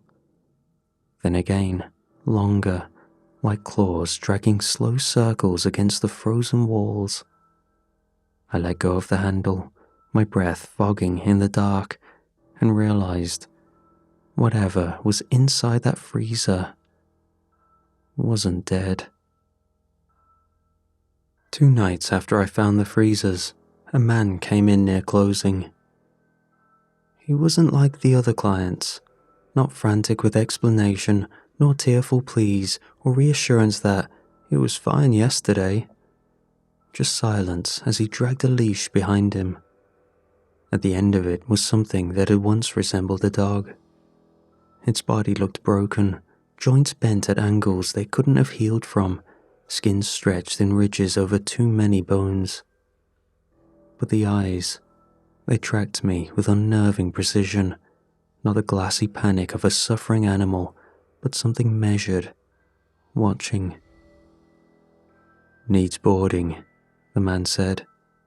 His voice was flat, unremarkable. He didn't offer paperwork. When I asked for records, he shook his head. No collar, no microchip, just a wad of cash pushed across the counter, thick enough to quiet my questions. I forced the smile that I use with difficult clients. "At least a name for the chart?" He blinked, as if he'd never been asked before. "Dog," he said finally, and turned for the door. The number he scrawled on the intake form didn't look familiar, but when I dialed it after he left, the phone at the front desk rang. I stood there, listening to my own voice on the voicemail, a hollow echo bouncing back. I told myself to log it like normal, but when I tried to create a new file in the system, the cursor blinked against an empty screen. The patient wouldn't save. That night, after lights out, I checked the kennels. The dog hadn't moved from where I left it, curled awkwardly in the far corner. I closed the door, locked up, and went home. By morning, I wished I hadn't. The cage was open, latch undone. The thing was gone. And the room stank. It wasn't the usual suspects of urine or musk, like a normal kennel escape, but of seawater, sharp and briny, clinging to the walls like a tide had rolled through in the dark. The smell lingered for days, long after I scrubbed the floor, like the ocean itself had left something behind. But I couldn't help but think about the man. Usually, the strange anomalies were left by families or those concerned about an injured animal. But this one seemed deliberate, and from our interaction, it felt like I was the only one not in on what was truly going on. Some shifts I was alone, or with other juniors, but some shifts were observed. Dr. Heller was with me for a scheduled check of my progress on the job, never hands-on, to see how I handled routine and emergency situations. He came in just after midnight. A woman carried it wrapped in a blanket, murmuring, "Please help him," over and over like a prayer. At first glance, it looked like a stray husky, ribs visible under patchy fur, eyes wild. But when she set it down on the table and peeled back the blanket, I saw its legs bent wrong, each joint doubled back on itself as though it had been folded. It should not have been able to walk. I took the poor thing into a free exam room to run checks. The moment the needle touched its skin, everything went wrong. It shrieked, not an animal sound, but a pitch that rattled the windows and knocked a tray of instruments clattering to the floor. The overhead lights flickered, the air thickened, pressing against my ears until every breath was a rasp. The dog expanded, not in mass but in presence, its body blurred, edges unfocused like heat rippling off asphalt. The cages in recovery rattled, every patient howling or cowering. "Get back," Heller barked. His voice carried a weight I hadn't heard before. He was already moving, faster than I thought a man his age could. From beneath the supply cabinet, he dragged equipment I didn't recognize. Metal canisters with faded hazard symbols, syringes filled with liquid so dark it looked black, a mask that didn't resemble any veterinary kit I had ever been trained to use. "Hold the line," he muttered. To me, to himself, I couldn't tell. Then he plunged the syringe into the creature's neck. It thrashed, eyes bulging in their sockets, but the pressure in the room broke all at once, the air snapping thin and cold. Light steadied, the cages went still, the husky lay motionless on the table, chest rising only once every few seconds, like the bare minimum of life was being allowed to continue. Heller slumped into the chair by the counter, sweat slick on his forehead despite the chill. For a long time, the only sound was the drip of saline from a line I'd abandoned. Finally, he spoke, voice cracked. "It's happening more often. The seals are failing." He didn't look at me when he said it, but I knew the words weren't meant for himself. They were for me. We didn't speak until hours later. The husky, if you could call it that, was locked away in an isolation kennel, sedated into half-life. I was still shaking when I found Heller in his office, staring at a folder thick with yellowed papers. He didn't tell me to leave. He didn't even look up. "They're not strays," he said finally. His voice was flat, not an apology, not even a warning, just fact. "They're breaches." I waited for him to elaborate, but the silence stretched so long I almost thought he wouldn't. Then he slid the folder across the desk. Inside were patient records, unlike anything in the system. Polaroids of animals with limbs bent in circles, autopsy sketches marked with impossible notes, jars of organs photographed in sterile light. "The clinic's a front," he said. "Always has been. One of dozens, maybe hundreds. Janitor sites, they called us. Back in the 50s, after the first surge, someone in a government office realized what was slipping through wasn't going away. So they funded us. Quiet money, quiet contracts, put people like me in place to keep things clean. He tapped one of the pages with a trembling finger. A chart. Thin black lines plotted across decades, each spike taller than the last, each decade worse. They told us half-truths, always, enough to keep us working, not enough to scare us off. But the breaches, they're accelerating. It used to be once a year, maybe twice. Now, he shook his head. Every week, sometimes every night. And when containment fails, his hand tightened around the edge of the desk until the wood groaned. I thought of the freezers downstairs, the things in jars, the scraping behind the locked door. We're not vets, Hella said, finally looking at me. His eyes were red, but there was no emotion in them, just exhaustion. We're filters. Things slip through, we clean them up. That's the job. He clicked the monitor on. Security footage flickered across the screen. Last night's kennels, still and silent. For a moment, nothing. Then a single frame where every animal, every patient blinked at once, perfectly synchronized. I recoiled. Hella didn't even flinch. I'm near the end, he said, voice low. Somebody has to take over, and whether you like it or not. He closed the folder with a soft thud. It's you. The weight of it settled on me with the certainty of a death sentence. I wasn't just treating animals anymore. I was inheriting a war.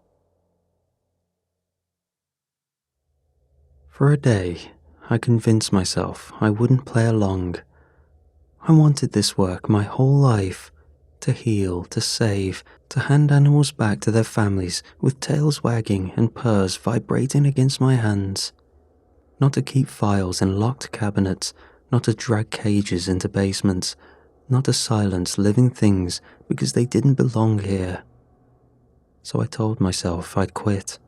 I'd turn in my keycard, erase every late-night horror as exhaustion and bad memory, and start fresh somewhere that didn't smell of antiseptic and secrets.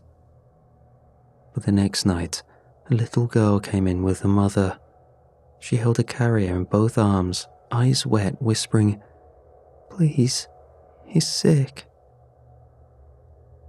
Inside was a cat, black, scrawny, pupils too wide. For a moment, it almost passed for normal. Then it shifted, its skin pulsing like something inside was pushing to get out. I'd seen enough now to recognize it instantly. A breach. The mother signed forms, wiped the girl's cheeks, and left them both in the waiting room. They didn't know. They would never know. In the back, Hella stood with his arms folded. No tools this time, no intervention. Just his voice, low and certain. Put it down, log it, file it away, or walk out that door and pretend you never saw what's under the surface. The words scraped against everything I thought I was. I froze, hand hovering above the carrier. My chest ached with the urge to run. I could walk out. They'd never stop me. Then the cat's back rippled, vertebrae bending against skin. Its mouth opened wide, far wider than bone should allow, and something inside flickered. A shimmer, like the edge of a hole widening.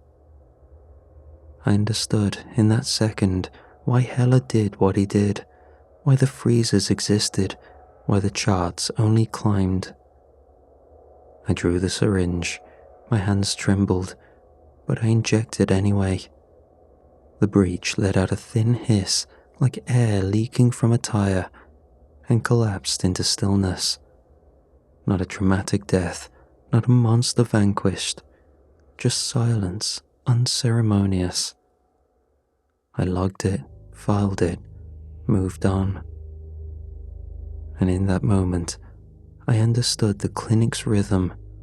Horror became procedure, saving became disposal. Weeks bled together. The clinic never really closed.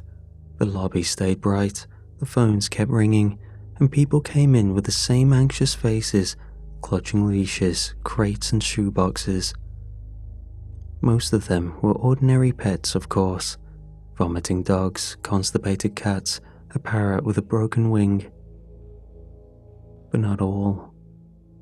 And I learned, eventually, not to flinch when a not all came through the door. My hands moved without thinking now. Fill out forms, prep syringes, sterilize tables and label jars. Normal steps in a process that had stopped feeling normal. I logged specimens the same way I logged vaccinations.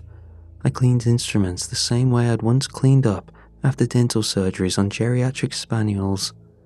Horror dulled into muscle memory, habit layered over revulsion like scar tissue. Some nights, I still heard the scraping in the basement freezers. Some nights I saw the charts in my dreams, the line climbing higher with each decade, never flattening. But I stopped trying to argue with it. They're not strays, I caught myself thinking one night while closing out files. They're breaches, and we're not vets, we're custodians. This is just what the world needs to keep turning. I believed it, or at least, I made myself believe it. It was almost dawn when the bell over the door chimed. I looked up, expecting another last-minute emergency. It wasn't a frantic family this time. It was him, the man with the flat voice, the cash, the leash dragging behind him, the same one who had left me a dog that reeked of seawater. He didn't speak as he set the carrier on the counter, just met my eyes with a kind of tired patience, as if he knew I would take it without question. And I did. I pulled on the gloves, reached for a fresh chart, wrote nothing down. Whatever was inside the carrier shifted once, just enough to scrape against the plastic. And I carried it into the back, without another word.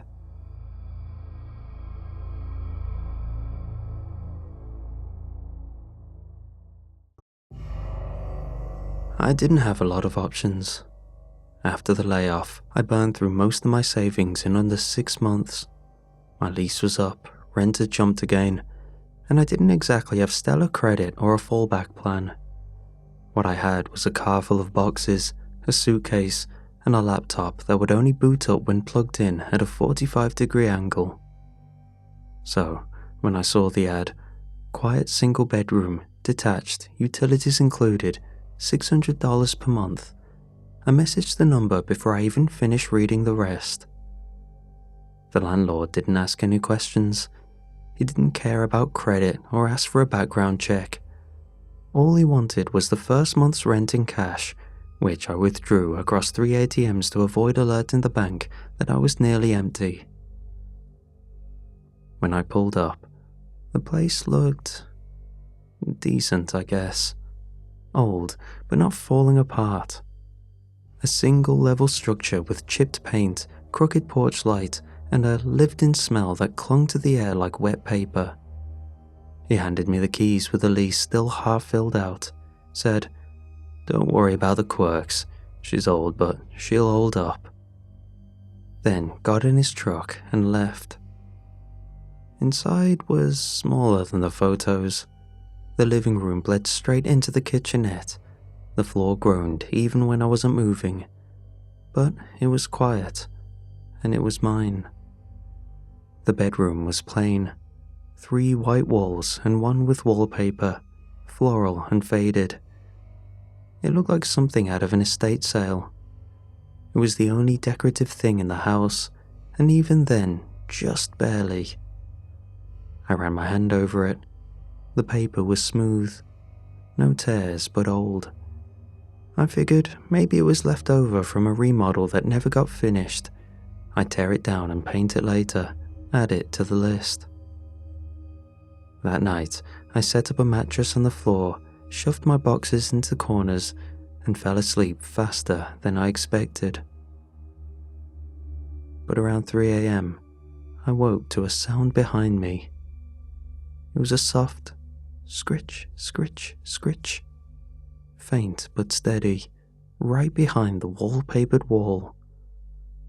I listened for a while, eyes still closed. Figured it was mice or maybe pipes. It was an old house after all. I turned over, pulled the blanket tighter, and made a note to buy traps in the morning. The next day was quiet. I spent most of it trying to make the place feel less like a Craigslist trap and more like a place where a person actually lives. I unpacked a little, stacked books I probably wouldn't read on a bench shelf, rearranged the 2 pieces of furniture I owned, a folding table and chair, to create the illusion of space. There was no internet yet, so I sat outside for an hour trying to poach someone's Wi-Fi signal. No luck. I eventually tethered to my phone until the data cap begged for mercy. I made a sad pot of pasta and ate it over the sink, the kind of meal that feels lonelier than it should. Still, it was a roof, it was shelter, and I hadn't had to beg anyone for it. That counted for something. That night, I slept with a window cracked. The house got muggy without airflow. A few bugs made it in, but nothing worse than a moth dive-bombing my lamp. I was starting to feel like I could make this work. Until I woke up around 2:30 a.m. At first, I didn't know what pulled me out of sleep. No loud noises or scratching this time. Just a feeling, like my eyes had opened on their own, like something was waiting. The room was dim, streetlight through the blinds. I turned onto my back and caught it immediately. The top corner of the wallpaper, maybe 6 inches wide, had peeled itself away from the wall. I sat up, staring at it. The paper hung there like it had been carefully unglued. I got up, flicked on the light, and touched it. It was dry. Not soft or damp. No reason it should have came loose at all. I muttered to myself, found some tape in my box of random crap, and stuck the edge back down, smoothed it flat with my palm. Maybe the humidity loosened it. Old paste, cheap materials, whatever. I went back to bed, rolled over, and tried to ignore the knot forming in my stomach. 10 minutes later, I checked again. It had peeled back. Same corner, same exact fold. This time, the curl was cleaner. Not like gravity had pulled it, more like it had been pinched and rolled. I didn't touch it. I stared at it for a while, took out my phone and snapped a photo, then taped it again, firmer this time, pressed harder. I took another photo, same angle. 10 minutes later, peeled again. I flipped through the photos. In the first, the wallpaper was flat. In the second, the corner curled downward as if it never stayed down at all. I told myself it was just bad tape or bad luck, or that I was overtired and didn't press hard enough. But part of me was worried. Not for anything grand, but for my deposit I would desperately need back if I were to leave. A few evenings later, I sat on the edge of my mattress and stared at the wall like it owed me money. The wallpaper had peeled back again.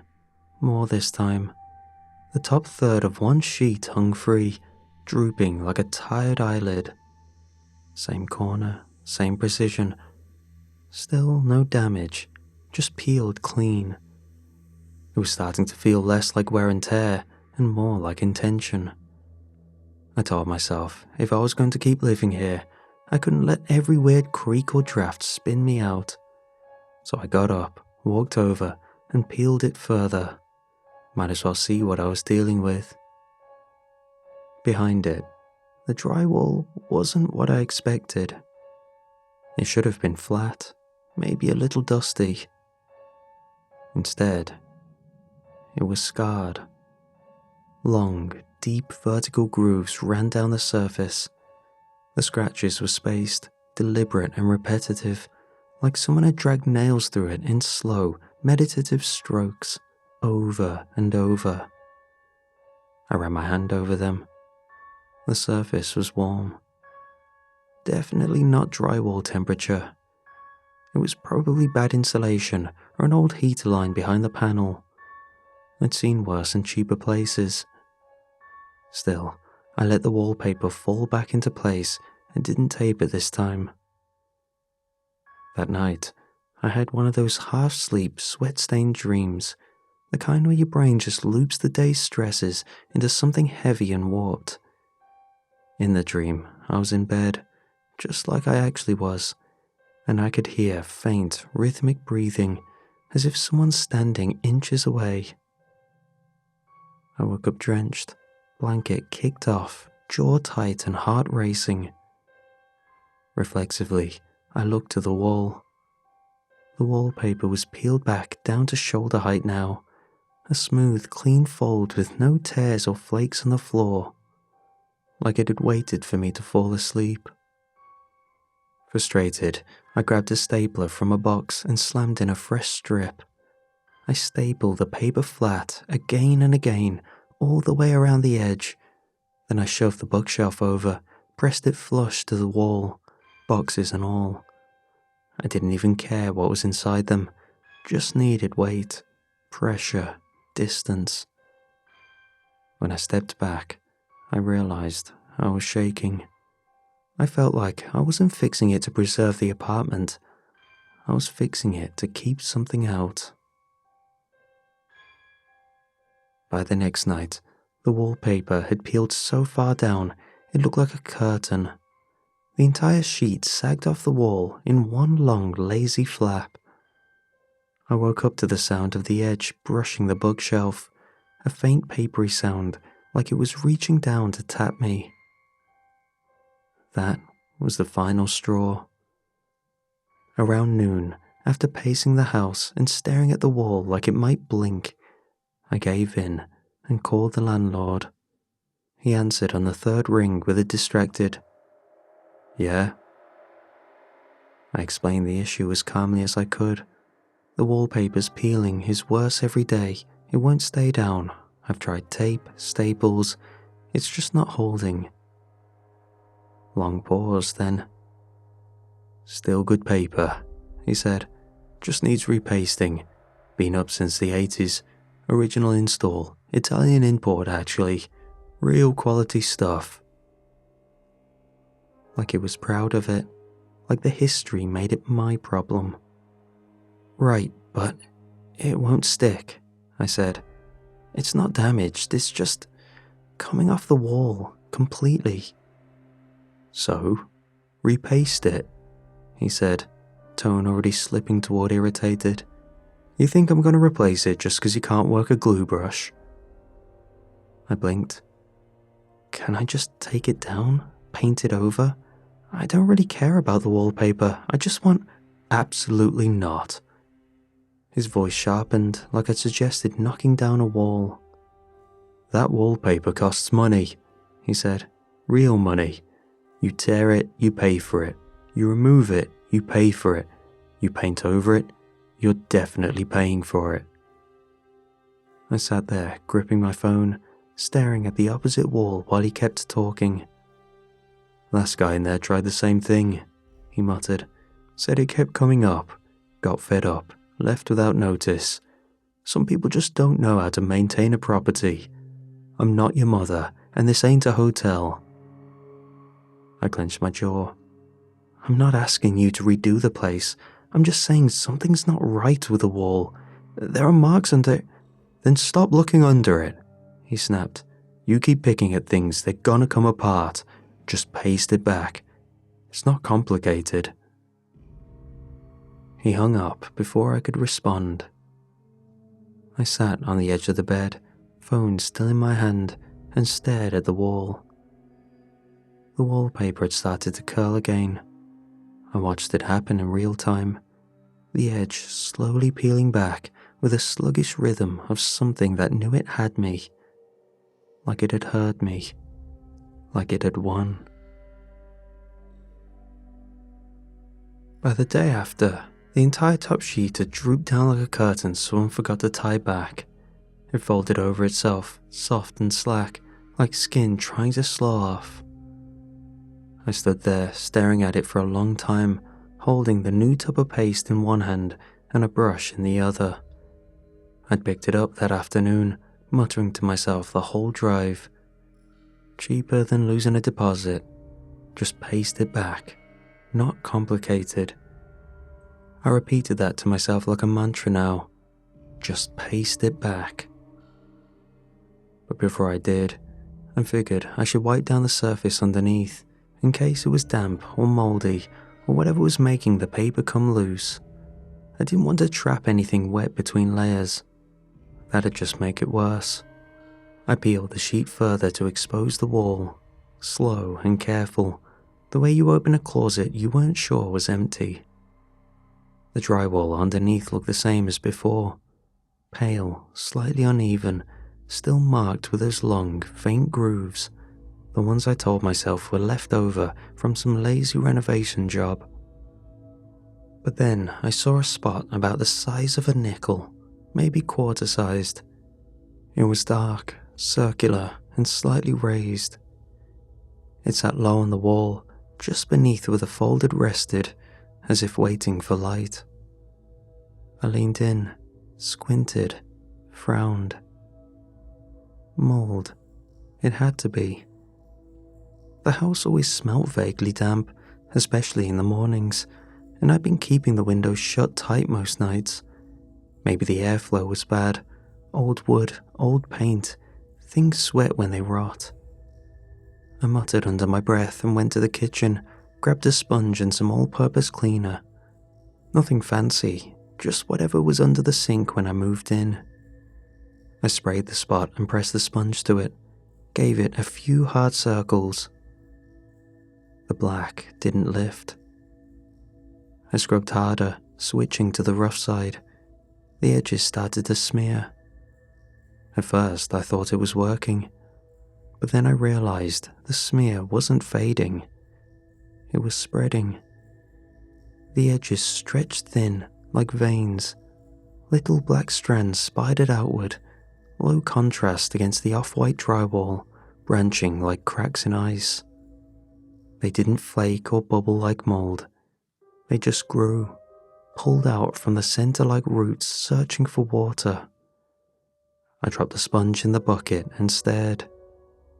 The shape widened, crept upward, slow, controlled. The veins bent inward, 5 streaks curling back toward the center, arched, evenly spaced, almost like... I didn't want to finish the thought, but my brain did it for me. Fingers. I leaned in, unwilling and unable to stop. The black lines formed a handprint, just slightly larger than my own, splayed flat, as if someone had pressed their palm against the wall from the other side. And it wasn't paint. The wall felt warm beneath it.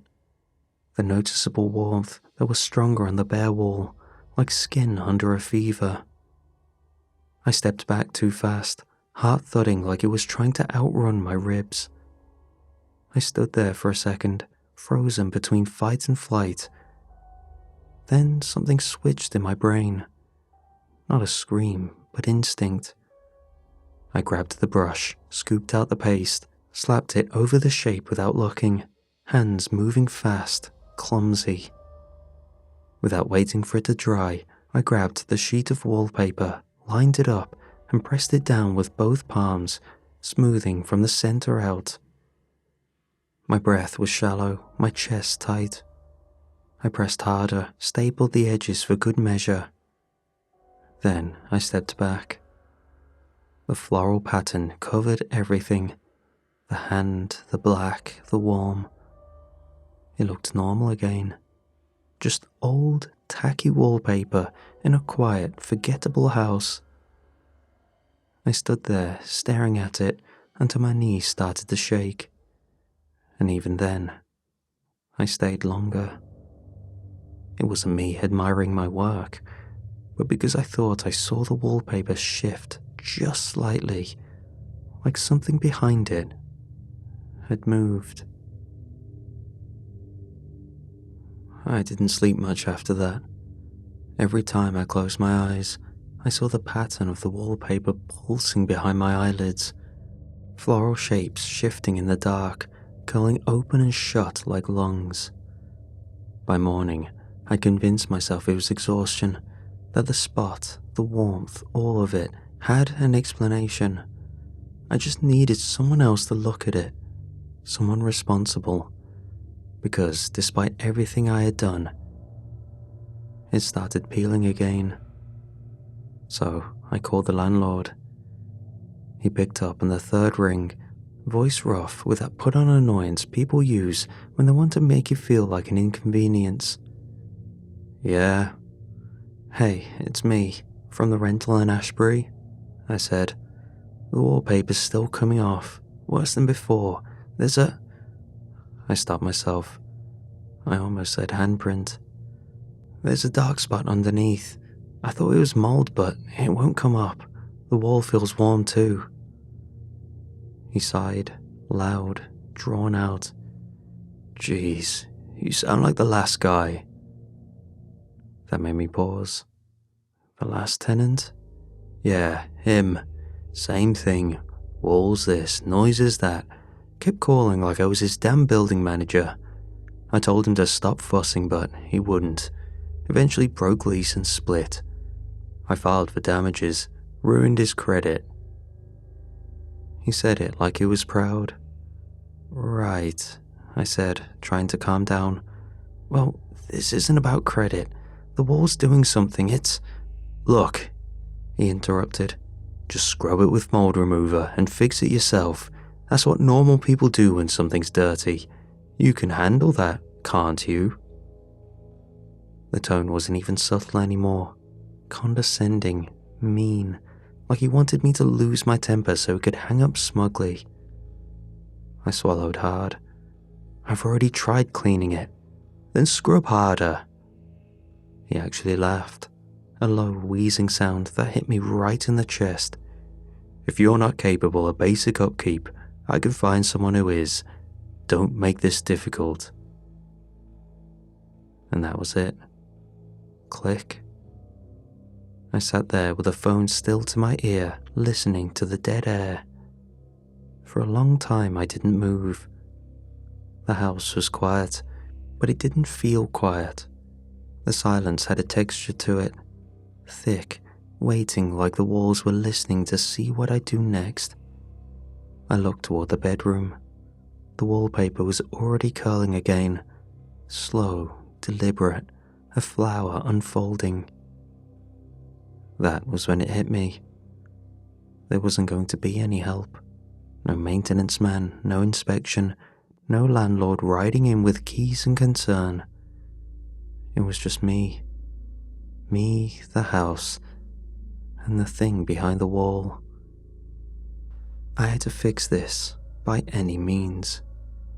So I drove to the hardware store just before closing and walked straight to the adhesive aisle. I didn't even bother with the wallpaper paste section. I knew that wasn't going to cut it.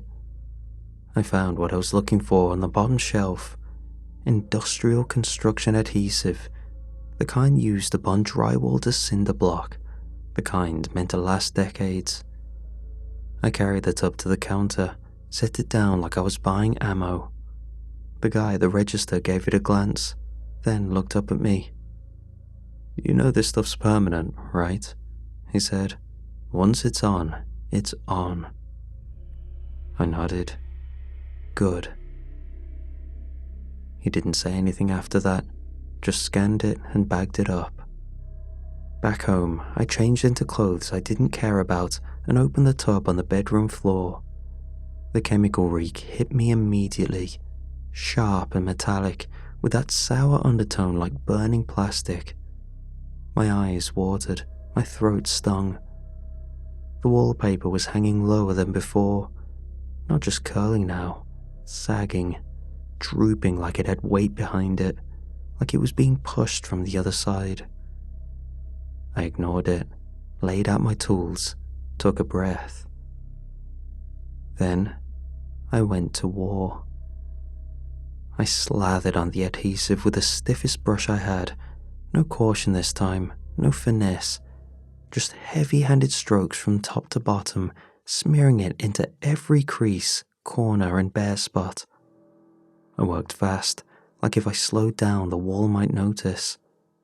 The paste bubbled as it spread, thick as caulk and twice as sticky. It sizzled slightly where it met the drywall. I told myself it was just a chemical reaction. When I finished, I lifted the sheet of wallpaper and pressed it down, firm and steady, both palms. I held it like I was sealing a wound, flattened it hard, smoothed out every ripple, every fold. I could feel the heat of the wall behind it, not warm like before, but reactive, twitchy. I prayed I hadn't accidentally set off a chemical reaction.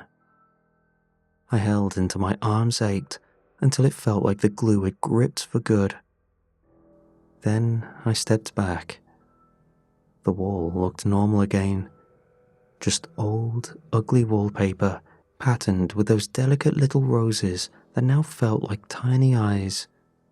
And for the first time in days, I let myself breathe. It stayed that way for a few hours. No peeling, no smells, no movement. I ate dinner standing up in the kitchen, keeping the bedroom in my peripheral vision like it might sneak up on me. But nothing happened.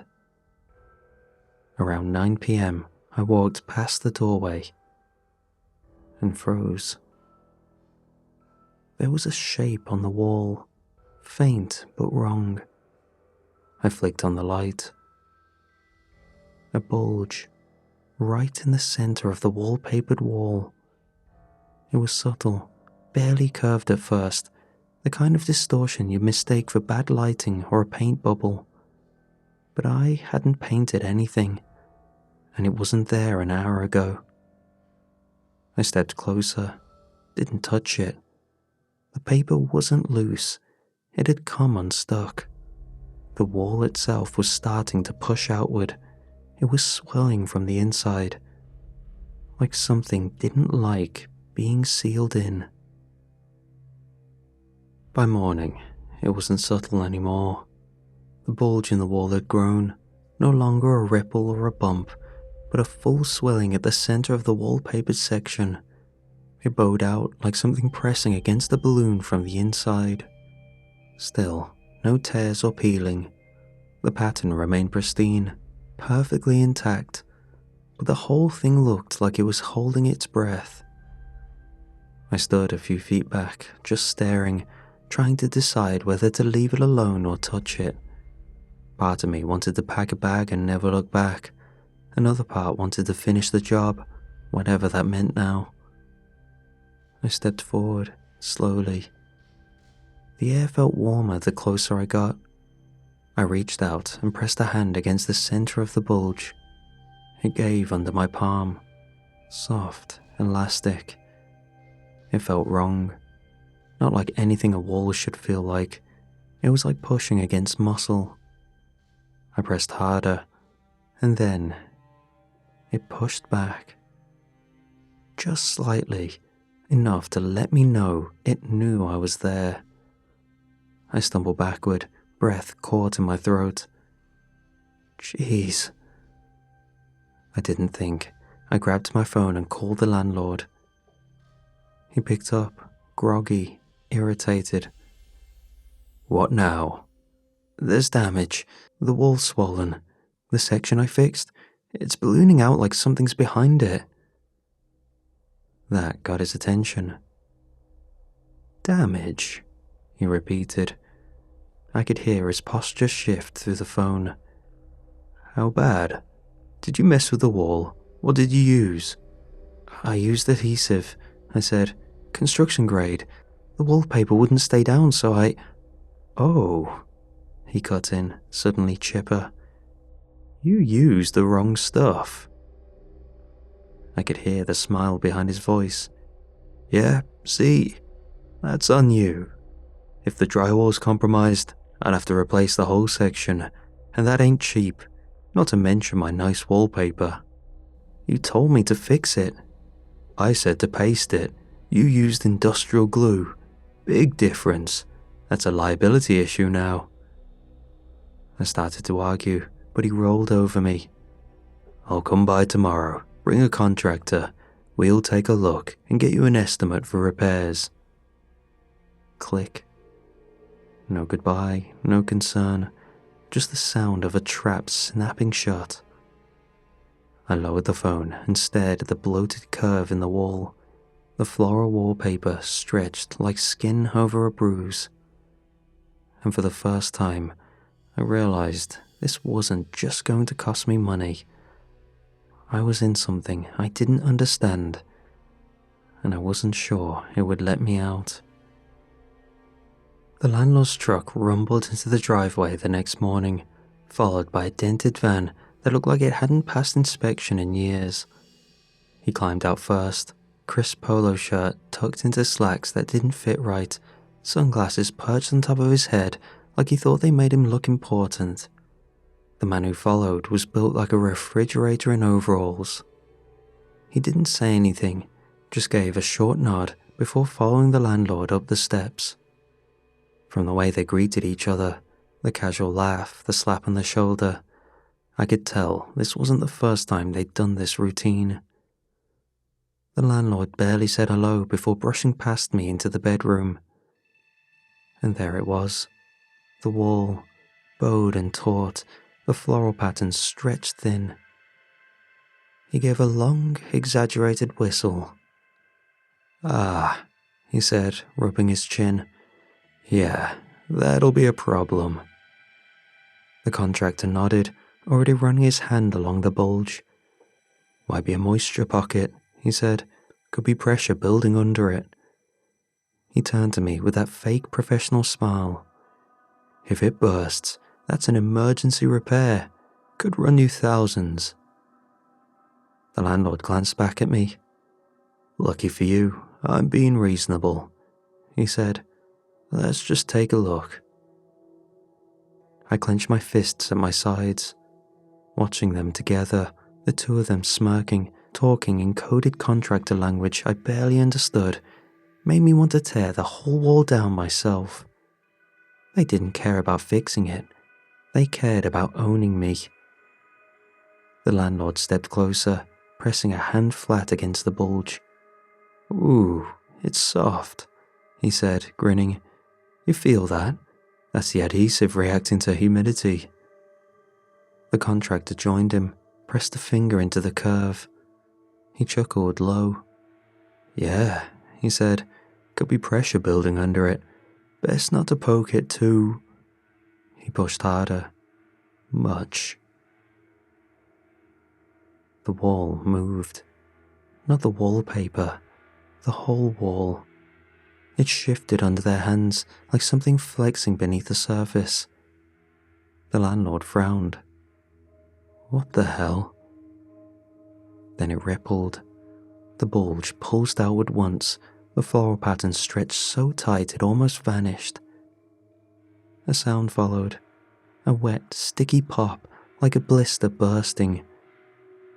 And then, the wall exploded. It happened fast, too fast for my brain to catch up. The wall burst, not the plaster cracking or wallpaper tearing. It ruptured like something inside wanted out. A spray of thick, black liquid splattered across the landlord's chest, soaking through his shirt and spotting his face. He staggered back, coughing, eyes wide in confusion. What the hell? Then, a hand shot out. Not human, not even close. It was slick, the color of wet tar, and shaped almost like a person's, but too long, the fingers tapered into jagged, uneven tips. Not nails, hooks. It slammed into his chest with a wet thud.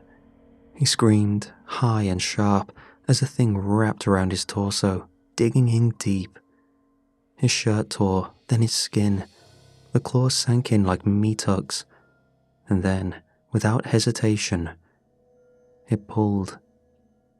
The contractor lurched forward, grabbing the landlord's arm. Wait!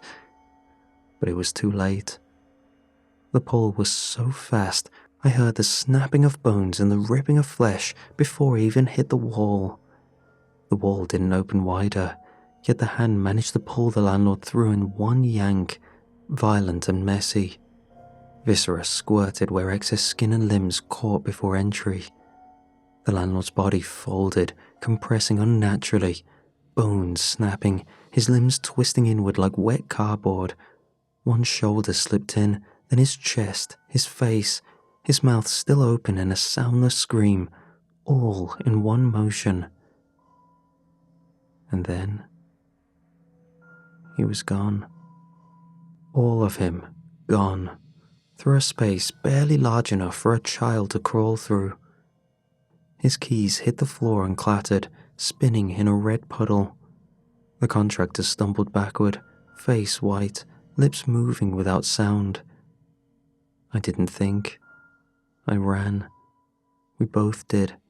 Down the hall, hoping the daylight would save us somehow. Then, stupidly, I looked back. The bedroom door still hung open. The sunlight reached just far enough inside to light the wall. Where the bulge had been, where the thing had come out.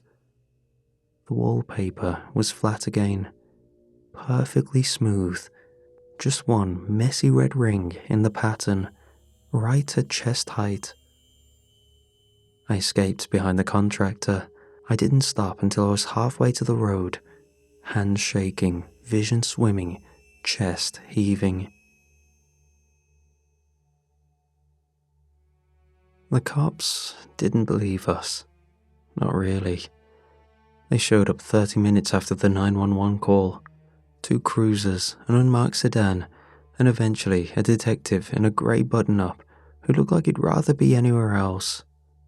They cordoned off the bedroom, walked in and out, took photos, asked the same questions a dozen different ways. And every time, I told them the same story. So did the contractor, which surprised me, honestly. He was pale and rattled, still stuttering when he spoke, but he didn't change a word. The wall just opened. Something grabbed him. He screamed. The wall had just took him. We stood together in the hallway while they searched, listening, watching, waiting for one of them to scream or come running. But no one did. Eventually, the detective called us back in. The bedroom looked normal. No blood, no hole, no black fluid. Just that stupid floral wallpaper. Flat, clean, undisturbed. The only sign that anything had ever happened was the landlord's keyring still lying on the floor where it had fallen. One of the officers picked it up with a gloved hand and bagged it, like that meant something, like it proved something. The detective looked at me for a long time, then the contractor. He had this expression on his face, like he was trying to figure out whether to laugh or have us arrested. "You're sticking to that?" he asked finally. "We're telling you what we saw," I said. He nodded slowly, wrote something in his notebook. "We'll be in touch," he said, voice flat. The investigation would be long, I knew that, but that left me displaced. My life was in that house. God knows it wasn't smart to stay there, but I had no other choice. I spent time looking for somewhere else to stay, but had no luck. In the meantime, I only did what was necessary in the house, changing clothes, washing myself, storing food, but everything else I did in my car. I slept there, ate there, and job searched. The police called a few times, came by once more, but eventually it just stopped. No arrest, no charges, no real investigation, just a note in the file. Unresolved disappearance. That was it. The landlord was gone, and the wall still standing.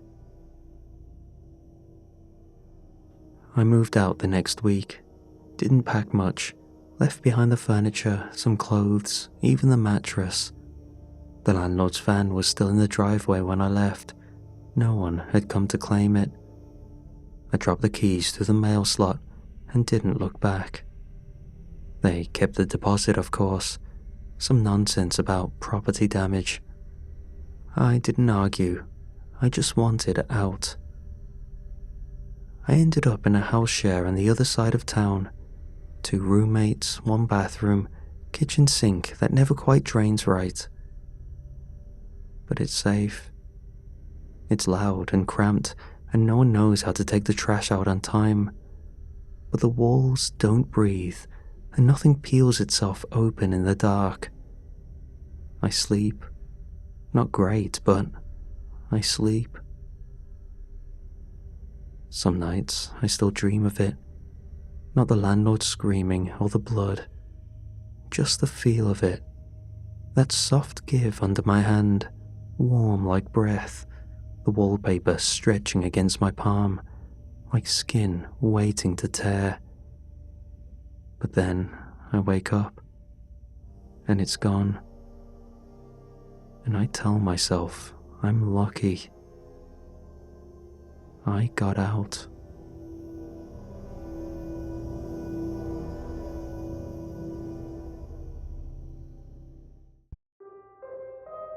I hadn't been sleeping well. Not in the dramatic, tortured way. Just the usual. Late nights dragging into early mornings, too much screen time, too much silence. You stop noticing how tired you are when it's constant.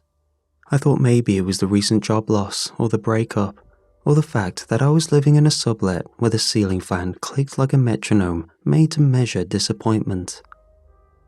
People said I seemed distant. I was. I'd tell people I was fine. I'd say it enough that I almost believed it. But a few nights in, something changed. I was washing dishes, staring out the kitchen window at nothing in particular, when I heard it. Not a voice exactly, more like a sentence dropped in my head. Complete, neutral. He dries the glass. He stares too long. I blinked. The sponge slipped in my hand. It wasn't my thought. That's what threw me. It didn't feel like me thinking. It felt like someone else was thinking at me. I told myself it was stress, insomnia, internal monologue with too much flair. The next day, on a call with my sister, she asked how I was holding up. I opened my mouth to lie. Before I could speak, it came again. He takes the call. He lies. And then I said it, without even meaning to. I'm doing all right. I remember the exact moment after, how my fingers trembled slightly around the phone, how the line was silent for a beat too long before she replied. That was the first time I joked aloud. Guess I've got a narrator now. But it wasn't funny. It didn't stop. And it was starting to get things right that I hadn't done yet. At first, the voice stuck to narration, little summaries of what I was already doing.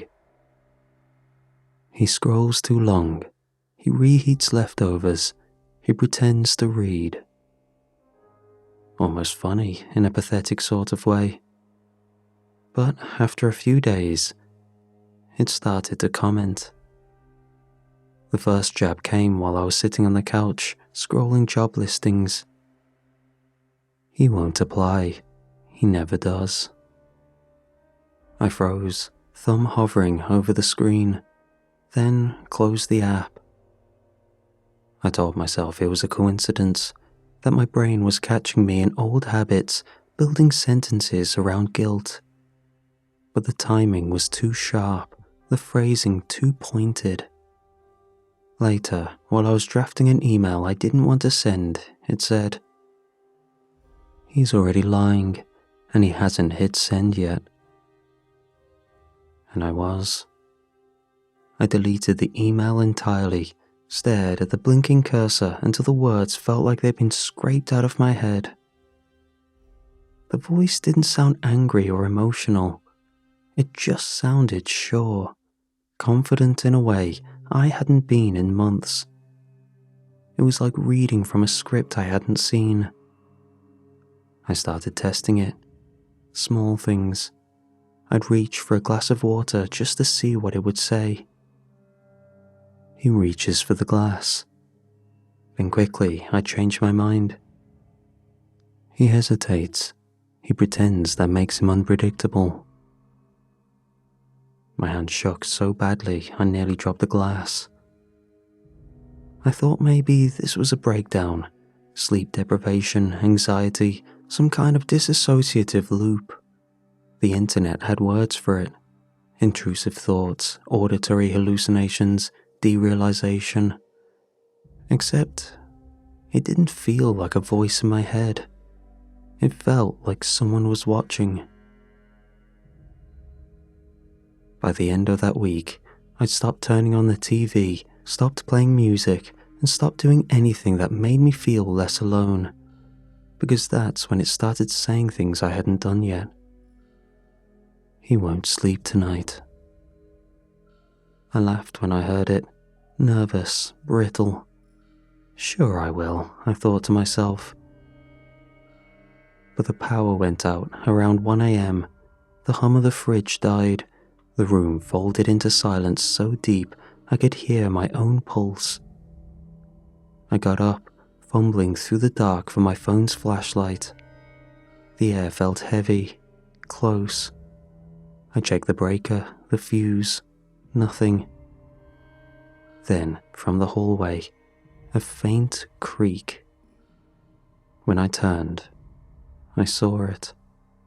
The front door, wide open. The cold night pressed in, sharp and deliberate. And behind my ribs, that same quiet voice said, "Something's going to break." I didn't sleep the rest of that night. I checked every room twice, every window, every lock. Nothing was disturbed. The only thing out of place was the front door, wide open with no signs of forced entry, and my phone, sitting on the nightstand, battery drained to 0. I'd plugged it in before bed. I was sure of it. The next day, I filed a police report. They didn't find anything. No fingerprints, no signs of tampering. The front door hadn't even been scratched. "It's probably stress," the officer said, handing me back the form with practiced sympathy. "Sometimes people forget they opened a door." But I hadn't. And when I got home, the voice was waiting. He wonders if he's imagining it. I froze halfway through the threshold. He steps inside anyway. I stepped inside. It was like someone writing over my life in real time, erasing the possibility of free will with every line. I couldn't surprise it, couldn't get ahead of it. That night, I slept with the lights on, dragged a chair in front of the door, tied a string between the handle and my wrist. I needed proof of a person, of a thing, something. The voice didn't speak for hours. I almost thought it was gone. Then, as I was drifting off, it whispered, "He thinks he'll be safe if he prepares." I didn't sleep after that either. By morning, the knot was still tied, the door was unmoved, everything untouched. But the house felt used. Not in a way I could name, just lived in by something I hadn't seen. And for the first time, I realized I hadn't done anything wrong. I hadn't committed some great sin. I wasn't cursed or haunted or chosen. Something was toying with me. I wasn't going to. I knew how it would sound. But it had been weeks. I wasn't sleeping. I kept second-guessing every thought before I could even think it. It felt like my brain wasn't mine anymore. So, I called Emma. We'd known each other since college, the kind of friend you could call after 6 months of silence and pick up like nothing had changed. She met me at a diner near the edge of town. I told her everything. The voice, the predictions. I didn't even care how I sounded anymore. I just needed to say it out loud. I needed to see someone else react, to anchor me to reality. She listened. She really listened, asked questions, took my hand at one point. "You're under a lot of stress," she said gently, "but I believe you believe it.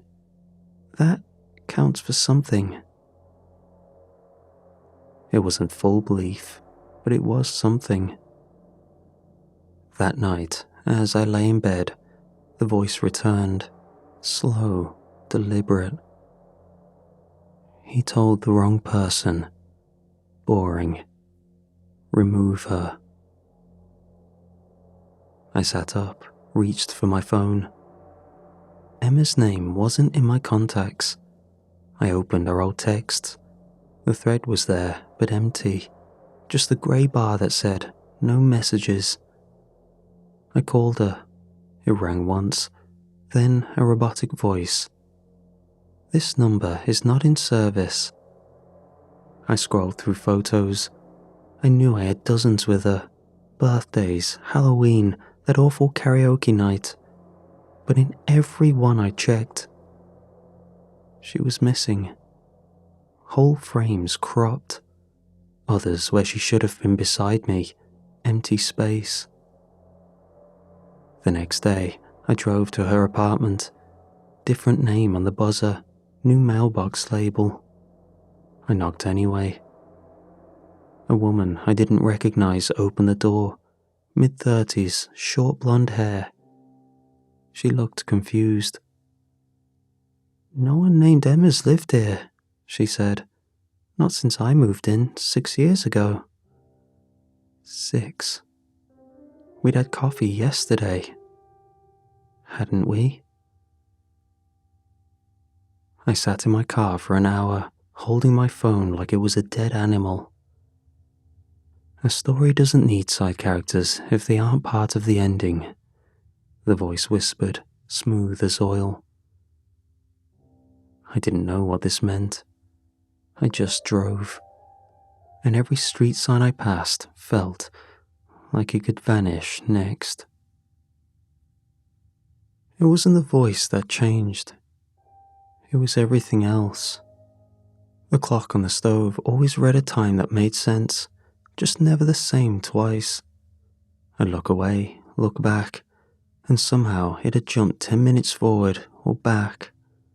Once it was midnight 3 times in a row. But the voice, it stayed observant, a steady interjection that jutted in at random intervals. He notices time is wrong, but keeps eating. He's starting to realize this isn't stress. I tried ignoring it. I tried pretending the world still worked. Then, it said something new. He looks at himself and wondered when he stopped being real. That one hit too close. I stared at my reflection, waiting for it to blink first. It didn't. It just stared back, hollow and quiet, like it knew more than I did. But fear still ran through me. If this voice could make Emma just disappear, what could it do to me? And I snapped. I punched the mirror, full swing. I watched it shatter, felt it shatter, glass scattered everywhere. Then I blinked, and the mirror was whole. The glass was gone, and the cut across my knuckles had vanished. I staggered back, heart pounding. The room wasn't mine, not completely. The layout was correct, but off. The coffee table was on the wrong side. The couch was an older model. There were pictures on the wall I didn't recognize, a smiling family I'd never seen. The narrator was still calm, still sure. He understands now, but not enough. I sat on the floor, shaking. This wasn't just in my head. Someone was building the world around me, piece by piece, and I was slipping between versions. All week I tried to explain it away, drown it out, reason with it. But the voice was always there, narrating like I was the joke of some sad, slow story. So I screamed, loud, ugly. "What are you?" The air didn't answer. Not right away. Finally. Took you long enough. It wasn't a whisper. It wasn't inside my head anymore. It was everywhere. The ceiling fan hum, in the fridge compressor, in the space between my heartbeats. "I'm the only real thing here," it said. I felt myself go cold. I didn't fully know what it meant. "You're a story. You were supposed to be a story, but you're nothing. You hesitate, you mope, you repeat yourself. You don't give me anything." I paused at this, not knowing whether the voice was being literal or metaphorical. I wanted tension, conflict, growth, but you just exist. I shook my head. "No, this isn't real. You're not real. I wrote you. I tried to care about you, to get people to care about you. But this is going nowhere." The lights dimmed. The walls seemed thinner. So, I've been trying to fix it. Add some stakes, a little fear, a little mystery. Something that might save this train wreck from total irrelevance. I backed into the corner, heart pounding. But nothing works. You just survive. You stall. You bore. There was a pause. Then, like the edge of a blade, "I want an ending." Silence returned. Not calm, but coiled. Something was coming. But with how things were, the scope of what scared me. In the silence, I had time to think. A story, it called me, like a character in a play. The only way for a story to progress is by participating. This whole thing was something I couldn't fight. It wasn't physical or external. So, my only idea, the only thing I could think to do was nothing. Pure nothing. The next morning, that's what I did. Nothing. No longer paralyzed by fear. This was pure choice. I didn't get out of bed, didn't drink, didn't eat, didn't speak. I just stared at the wall and counted the cracks in the paint. And the voice? It waited. At first, it tried the usual. He woke up confused, anxious, heart still racing from the confrontation. Nothing. He got up, poured coffee with a shaking hand, tried to convince himself none of it was real. Still nothing. I stayed in bed, face blank, like a body no longer connected to the script. Then it got bolder, meaner. He screamed, he begged, he cried. I didn't flinch, didn't even blink. If this were a story, then I figured it couldn't move unless I did. So I gave it nothing. Days passed. I grew hungry and thirsty, but I didn't move, even for the bare essentials. I truly committed to giving it nothing. The fridge hummed, the sun rose and set, and the voice unraveled. He's breaking down, losing it. He wants to scream but can't. He misses his friend, the one who forgot him. He regrets everything. Wrong, wrong, wrong. I didn't miss anyone, didn't feel anything. I was done being a character. Every second I stayed still was another second it didn't get what it wanted. Let it lie, let it twist, let the story rot on the page. Eventually, it stopped narrating altogether. There was no momentum, no tension, just me rotting in a room, not knowing what came next. So, when the door clicked open, I thought I imagined it. But the footsteps were real, soft, familiar. I didn't look up right away, afraid that if I moved, the world would snap back into fiction. But then I heard her voice. "Are you okay?" I turned my head slowly. She stood in the doorway. My wife, the real her, wearing the coat she always said made her look too grown up. Her eyes were full of cautious worry. And next to her, our daughter, small, quiet, watching me with a seriousness children aren't supposed to have. My mouth opened, but nothing came out. She stepped in, took a breath like the place smelled bad, and it probably did. I hadn't showered, hadn't cleaned, hadn't done anything but sit and wait to be erased.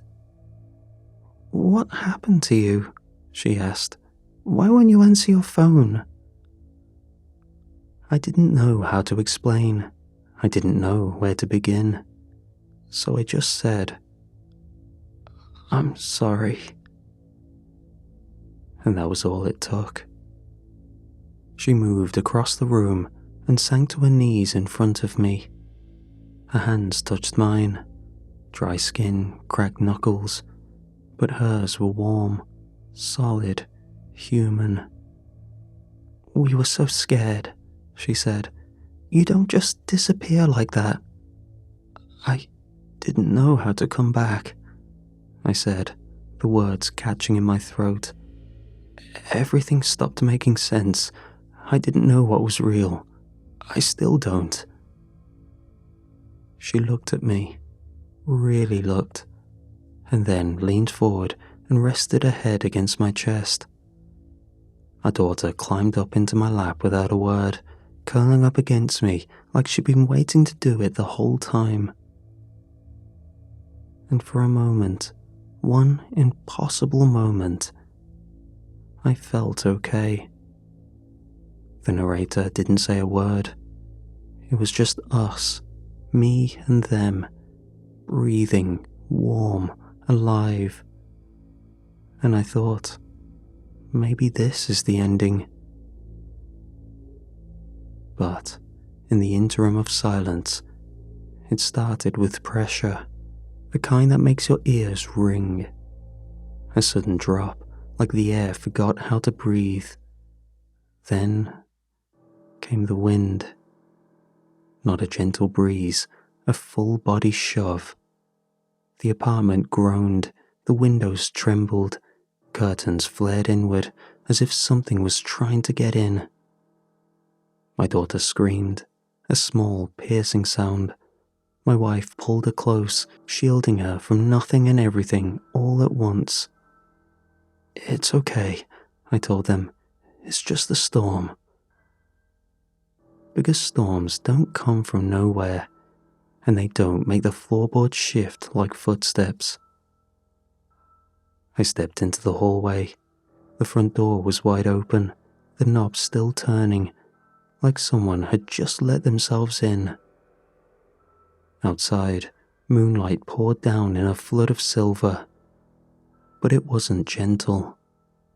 It looked wrong, too sharp, too focused, like a spotlight through fog. It painted the threshold like a stage. And from this basking glow, something moved. A ripple in the light, a shadow, slick and smooth, crawled across the ceiling, thin as a trickle of oil, fast, intentional. I whispered, "What the hell is that?" Then, a shriek. From behind me, from the bedroom. My daughter. I ran. The bedroom door was already open, already waiting. And for a second, I thought maybe it was a false alarm. Maybe the scream was fear and not pain. But the moment I crossed the threshold, I knew. They were on the floor. My wife, my little girl, twisted together in a tangle of limbs, eyes wide and mouths slack, as if they hadn't even had time to scream again. Their throats had been opened, messy and jagged, like claws had dug in and tore their voices out. The blood hadn't pooled yet. It was still moving, still hot. And above them, that thing floated. A smear of black, oily and slow-moving. No eyes, no face, just motion constant, swirling. The ceiling above it cracked, paint blistering as if reality itself was struggling to hold around it. I couldn't speak. I dropped to my knees, landing in the blood I didn't feel, hands trembling as they reached, stupidly, pointlessly, for what was already gone. I wanted to scream, but nothing came out. No breath, no words, just the silence so heavy it rang in my bones. Then the voice came, smooth and measured. "Predictable," it said. "Painful, yes, but still dull." My head whipped around, but there was no source, just the voice. It was back. This isn't real," I whispered, voice cracking. "This can't be real, this..." "Of course it isn't." The tone shifted, not mocking or cruel, just disappointed. "I gave you a family, stakes, texture, and you squandered it. Do you know how hard it is to salvage tension after the second act stall? You sat, you stared, you moped. Now we're crawling toward an ending with nothing to show for it. I couldn't breathe. This wasn't even supposed to happen. Not like this. But you left me nothing. No arc, no drive. My wife's body flickered. Once, twice, and then she dissolved. Like static, noise and distortion that tore her apart in 1,000 little digital blinks.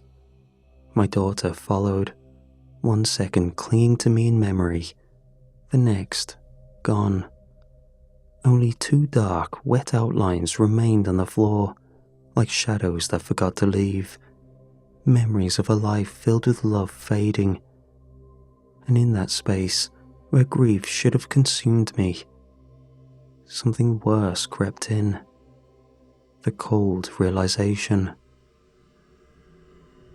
They were never real. I never had a family. I lived alone. I had a girlfriend, but we had broken up recently. But the moment I saw them, I accepted it like it was real, like it always was. A tragic footnote meant to make me compelling, and even that hadn't worked. I stared into the red-stained floor, into those empty shapes, and wanted to scream until my throat tore open.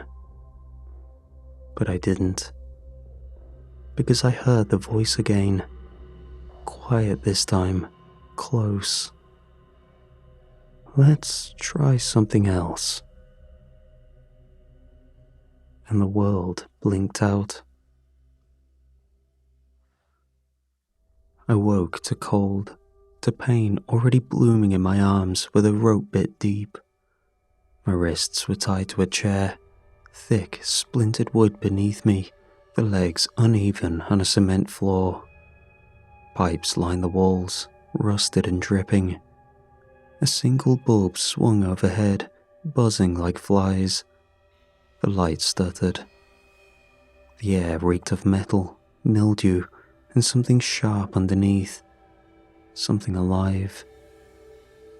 Across the room, a man hummed softly, off-key, childlike. He stood with his back to me, laying out tools on a tray. Not surgical, but domestic. Familiar things made wrong by arrangement. Pliers, box cutter, flathead screwdriver, a hammer with something dried on the handle. He turned and smiled. Too wide, lips stretched to unnatural corners, like someone who had studied humanity in a mirror and still hadn't gotten it quite right. He stepped closer. Conflict, the voice said. Stakes, pain. Let's make them care about you. The man reached for the pliers. I screamed out a reflex. He didn't pause. The pain was real, so real. When the first fingernail peeled away, bright and white-hot and immediate, the sound was worse. The squelch, the snap.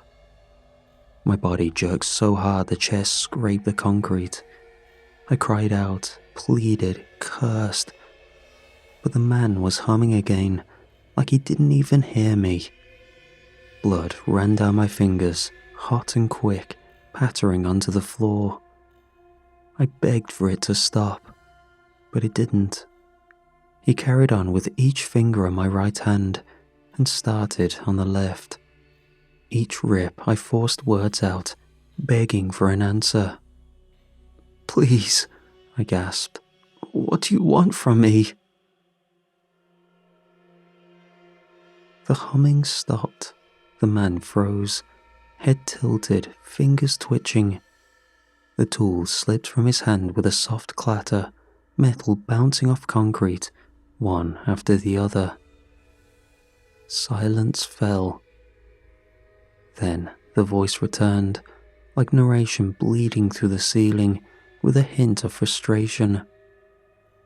Not this, it said flatly. It's too repetitive. The bulb above me flickered, sputtered. The edges of the room blurred, shimmered like heat waves. Torture is lazy, the narrator continued. Anyone can suffer. Doesn't make you interesting. You're still boring. The man, or whatever he was, lifted his head suddenly, like a puppet cut loose. The pain didn't fade. It just stopped, like someone pressed pause on reality. I could no longer see, hear, or feel. No body, no room. Just darkness, endless and silent, except for the ragged sound of my own breathing. And then, from somewhere above, or inside, or beyond, pages turned. A sound like paper being considered, judged. I didn't know what form I was in anymore, whether I had a mouth or a throat or a voice. But the words forced their way out of me anyway. "Don't stop the story," I whispered, barely able to form the words. "Please, if you stop, I stop." By this point, I realized I only existed as long as the story did. When the story ended, so did I. I didn't know how to give the voice what it wanted, but that didn't stop me from trying. Silence. Then a sound, low and familiar, pages turning, not nearby, above, somewhere out of reach, out of understanding.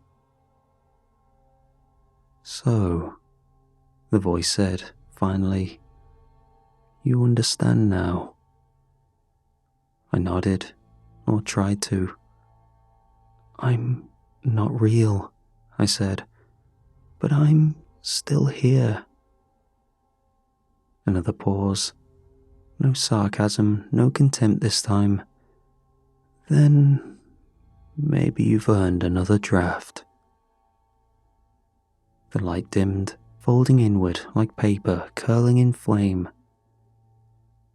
And I let the dark take me. Sunlight warmed my face. I blinked. I was on the couch. The stained chair, the concrete room, the screaming. Gone. No blood or bindings, just the soft hush of morning and the low hum of the TV. My phone buzzed on the armrest. Unknown number. I answered, unsure of what to expect. A chipper voice beamed through the speaker. "Hi, just calling to let you know, you got the job. Full benefits, competitive salary. We're so excited to have you on board." I didn't respond at first, just stared at the far wall, mouth dry, nodding to no one. Then hesitantly thanked them and hung up. Another buzz, a notification from Instagram. A new message flashed across the screen. "Hey, saw your profile. Thought you were cute. Wanna grab a drink sometime? Smiley face." I clicked the profile, and it was the most beautiful woman I'd ever seen. Exactly my type. The interests on her profile were everything I was into. I sat up slowly. The room felt artificial, like someone tried to remember what a morning should feel like. On the TV, a news anchor rattled off last night's lottery numbers. I barely heard her until the numbers hit my ears one by one. My eyes dropped to the coffee table. A lottery ticket sat there, perfectly aligned.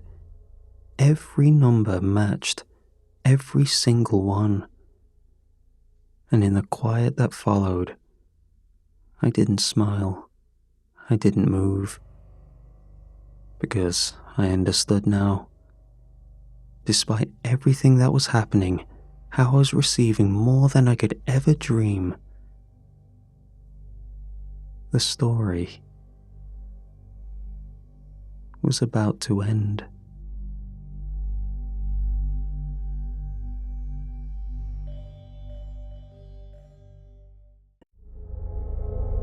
Liam and I had been planning the trip for months, just the two of us. No girlfriends, no responsibilities, just a long overdue weekend to disconnect. We picked the cheapest cabin we could find, tucked in the tree-thick edge of some forgotten lake up north. Fishing, drinks, maybe a little weed. The kind of lazy, directionless break we both pretended we didn't desperately need. I'd just quit my job. Burnout. Liam's engagement had fallen apart 2 weeks before the wedding. We didn't talk about either. The next morning, I woke up early. Couldn't sleep. Liam followed me down to the dock, bleary-eyed, both of us clutching mugs of awful instant coffee. That's when we saw it. Across the water, barely visible through the fog. A house. A full-on house. 2 stories, pale siding, sharp roof, perfectly symmetrical, and definitely not there the day before. Maybe we were too hungover to notice, Liam said. Maybe someone built it overnight, I joked. But the chill on my spine didn't match my tone. We watched it for a while. It didn't move, flicker or fade. It just sat there, still and waiting. We couldn't see a dock or a path leading to it. It was just there. Eventually, curiosity got the better of us. We climbed into the old metal rowboat the cabin provided, oars squeaking with every pull. The lake was calm, the surface didn't ripple.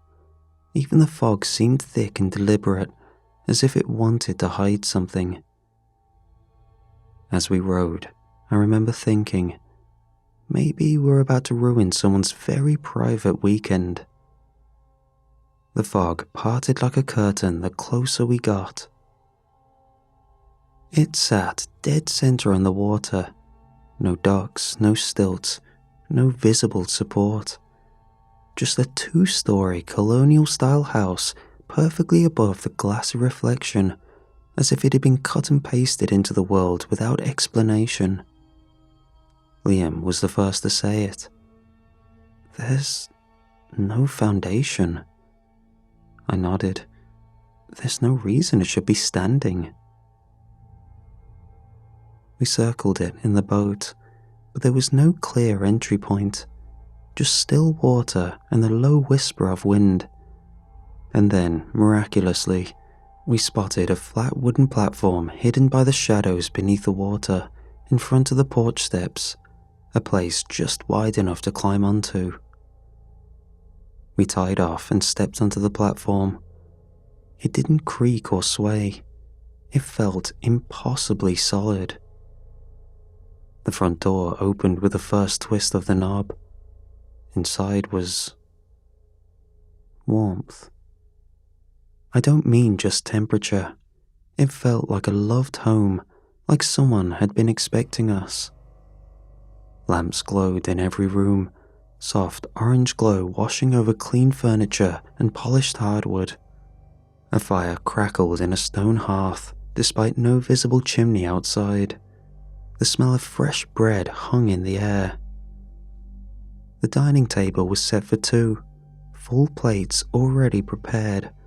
Roast chicken, vegetables, mashed potatoes, still steaming like they'd just been prepared. Our stomachs growled in unison, but neither of us dared touch it. Maybe this is one of those theme rentals, Liam said, like a weird Airbnb experience. I was too stunned to respond. The place was stunning, leagues above the glorified shed we'd rented. We moved from room to room, quiet now. Every bed was made, closets full of clothes, neutral, unlabeled, but folded with care. Framed photos hung along the hallways, but the faces were impossible to make out, like they'd been smudged or captured mid-motion. Familiar and alien at the same time. Everything had that once loved feeling, old but clean, used but treasured. The kitchen was fully stocked, the fridge cold and humming, cabinets filled with dry goods, even a fruit bowl on the counter, apples waxy and perfect. We stood in the living room, surrounded by silence and comfort. "This place is nicer than our cabin," Liam said, "by a mile. No mold, no wood rot, no smell like a raccoon died under the floorboards," I added. We laughed, but the feeling crept over us that we didn't belong. This was someone's place, and we were walking it like a public space. We didn't stay long. The air inside that house had a way of numbing time, like everything outside the walls didn't exist. But when I checked my watch, nearly 2 hours had passed.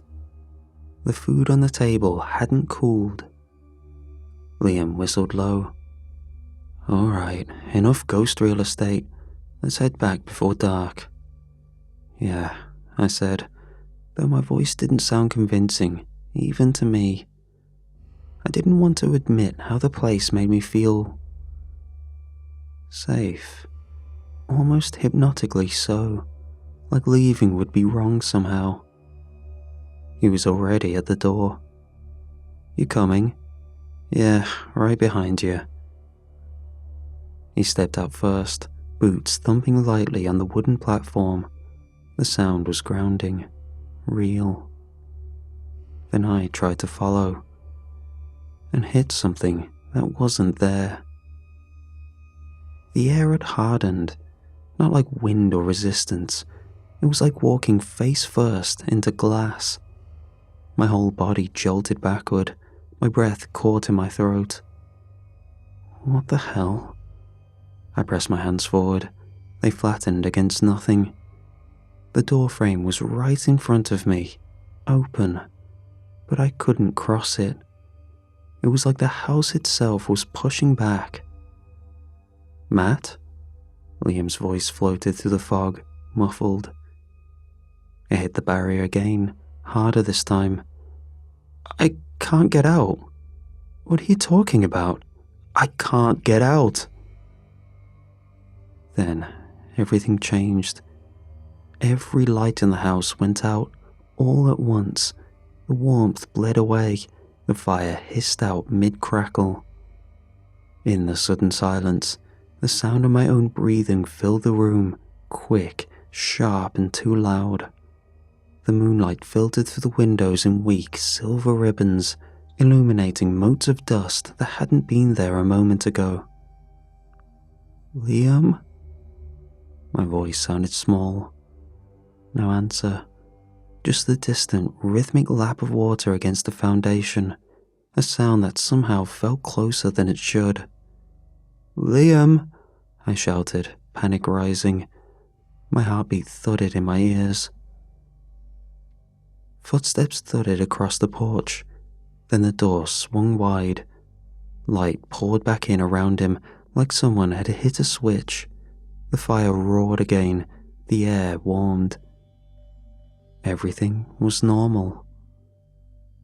Liam stood in the doorway, eyebrows raised. "What the hell's your problem?" I stumbled forward, gripping the frame. "I couldn't leave. The air, it..." I stopped, realizing how insane I sounded. He looked past me, scanning the bright, cozy room. "You sure you didn't just freak yourself out? Man, you've been jumpy ever since we got here." "I'm serious," I said, shaking my head. "It was like hitting a wall." He chuckled uneasily, clapping my shoulder. "Yeah, a spooky invisible wall in the middle of a magic lake. Maybe he's up on the edibles, huh?" But even as he laughed, I caught it. The way his eyes darted toward the open door behind him, then back to me. He didn't say it out loud, but I could tell. He felt it too. The air outside was heavy, the kind of stillness that waits. We kept testing it, thinking maybe it was just a fluke, some bizarre sensory thing, or maybe we were overtired. But no, every time we tried to leave together, shoulder to shoulder, we both hit it, that invisible wall, like the air had been vacuum sealed. No resistance, no sound, just solid nothing. The first time it happened to both of us at once, we looked at each other and said nothing, just backed up, back into the house. So we tried splitting it up again. I left first, made it to the porch. He followed. Blocked. And the moment I crossed the threshold, the lights flicked back on. Warm, cozy, like nothing had happened. Then we reversed it. He went out fine. I followed. Blocked again. It became clear. You could leave, but only if someone else stayed behind. One must remain.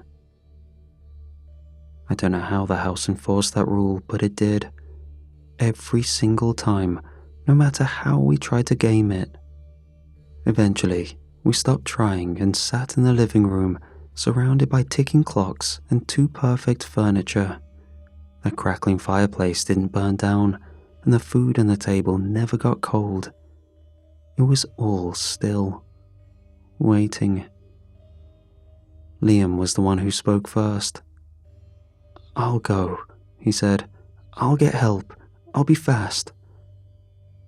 I didn't like it, but he was already walking to the door. And as he crossed the threshold, the light didn't just fade. It curdled. Warm gold drained into thin, grey moonlight that coated everything like dust. The fire died without smoke. The smell of bread soured to something metallic and old. The temperature dropped 5 degrees and kept falling. I tried turning on the lamps. Nothing. Switches clicked. Bulbs stayed dead. I even tried the lighter from the kitchen drawer, but when I flicked it, nothing sparked. So, I started walking.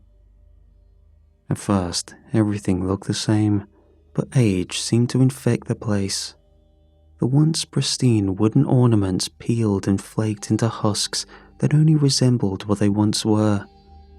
Then I opened a door that should have led to the hallway and found a staircase, narrow, pitch black.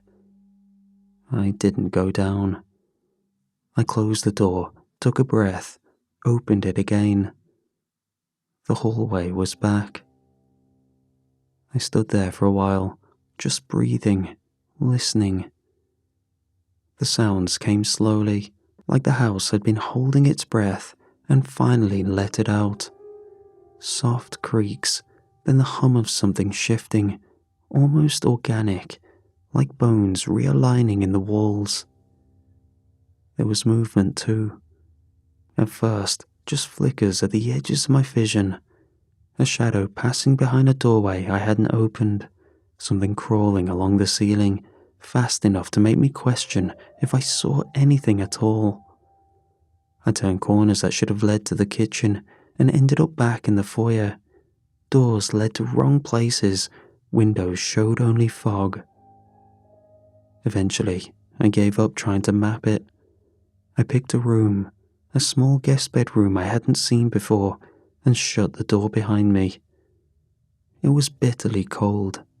I climbed into bed fully dressed, clutching the thick covers to my chin. I heard breathing, not mine, slow, deep, rasping, somewhere in the walls. I heard scratching too, nails or claws dragging, pacing. Once something brushed my legs under the covers, slow and deliberate. I didn't move, didn't breathe. I just waited. No noise after that, just silence so complete it buzzed in my ears. I don't remember falling asleep.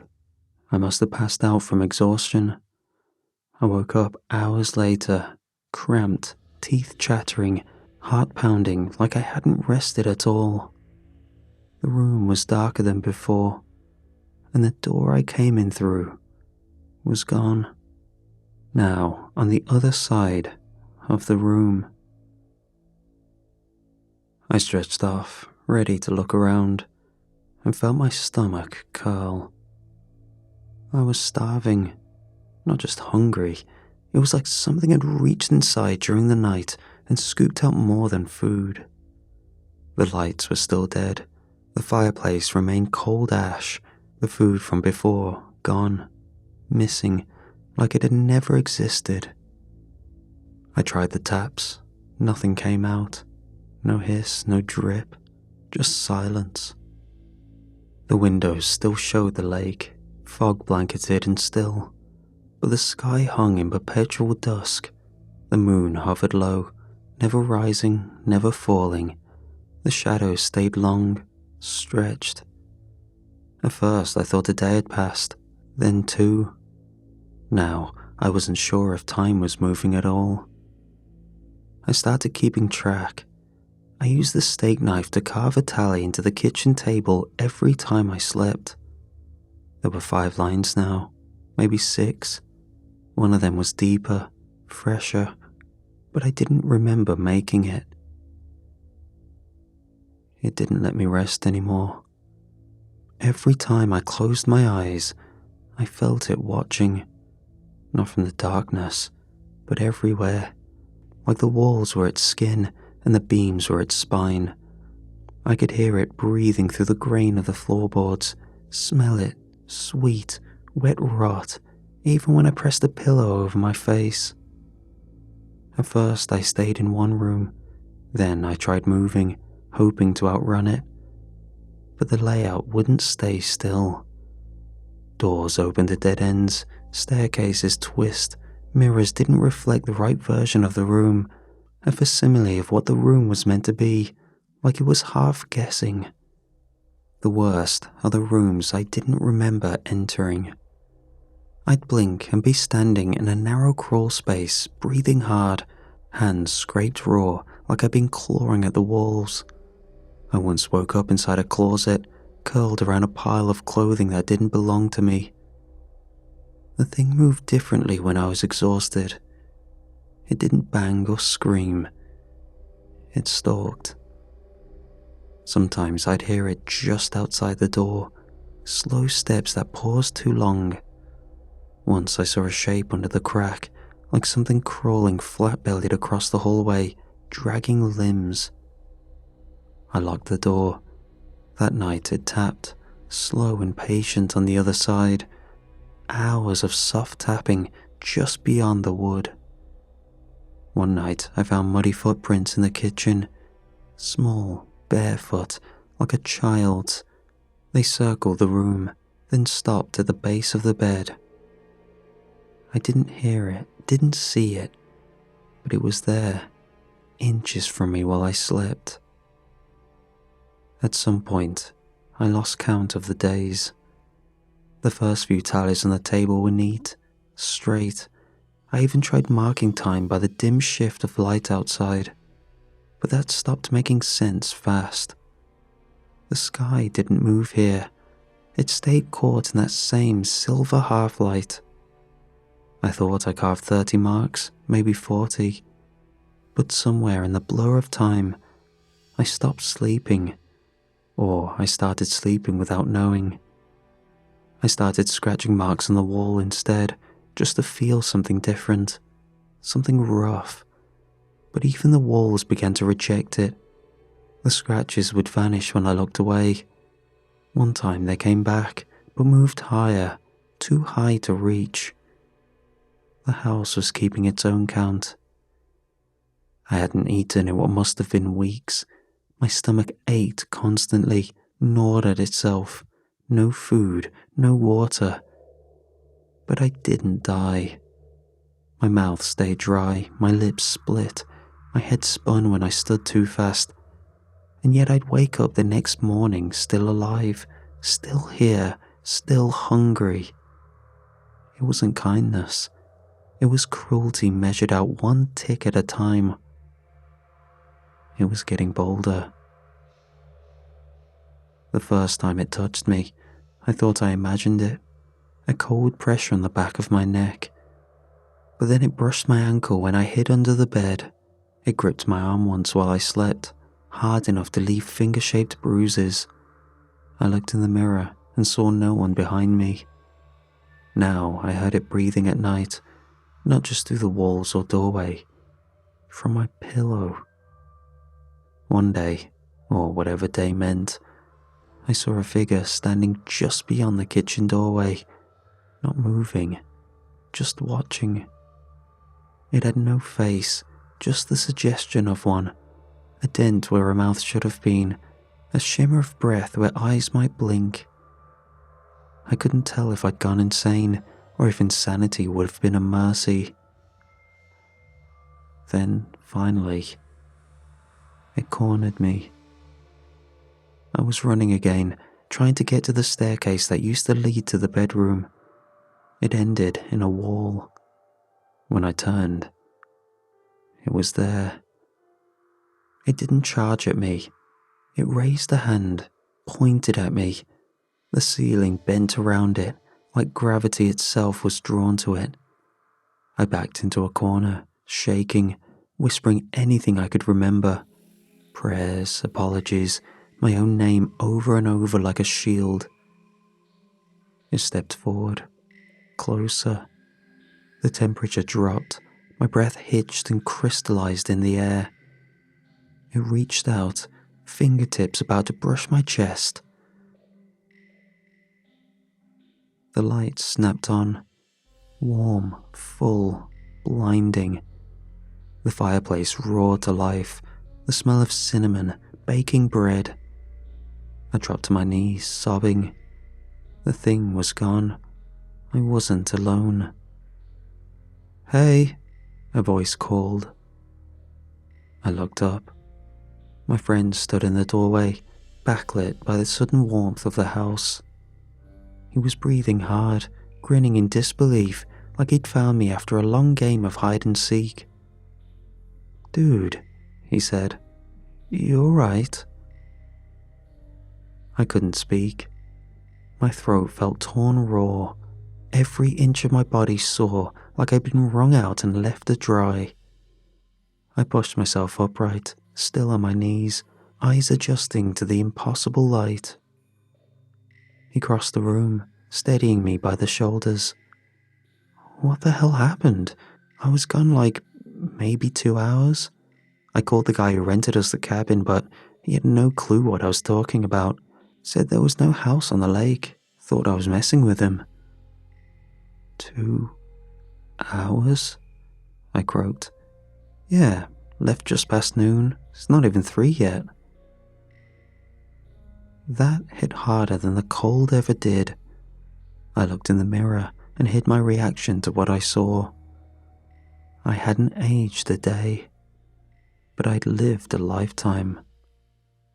I stared at the fireplace, the plates of food reset perfectly, the soft hum of peace back in the air. I'd carved more than 30 marks on the table. I'd felt my sanity stretch thin, and yet he said, 2 hours. I didn't even argue, just closed my eyes for a moment.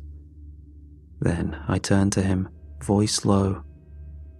Look, I need to get out of here, just for a little bit. I haven't eaten or slept. I messed up, man. He frowned, suddenly uneasy. I thought you said we couldn't both leave. No, I said quickly, that's not it. We can leave, but not together. One of us has to stay behind. That's the rule. He hesitated. So, if I stay, you'd be fine. I'll row back, grab supplies, maybe talk to someone else. Be gone, maybe 20 minutes, tops. His eyes flickered toward the door. Seriously, I said, you don't have to do anything. Just hang out, enjoy the food here. He gave a weak laugh at that. That's insane, you know that. Yeah, I said, already halfway to the door. But we're dealing with it, right? A pause, then a reluctant nod. All right, go.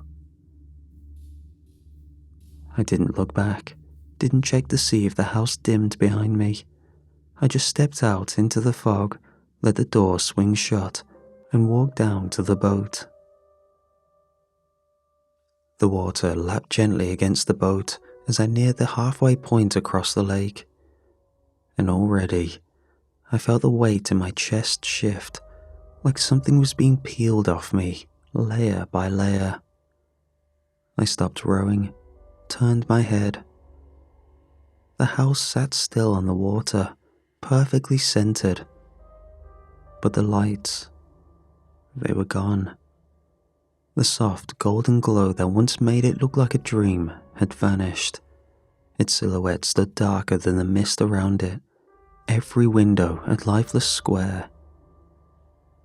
He was in there now, alone. And I'd known it would happen. I'd let it happen. I dropped the oars, let the boat drift, and tried to convince myself there was still time. Maybe he'd figure a way out. Maybe I was wrong about the rules. Maybe, just maybe, if I waited, he'd be on the porch, waving, laughing, saying, "This place is messed up, man, but I handled it."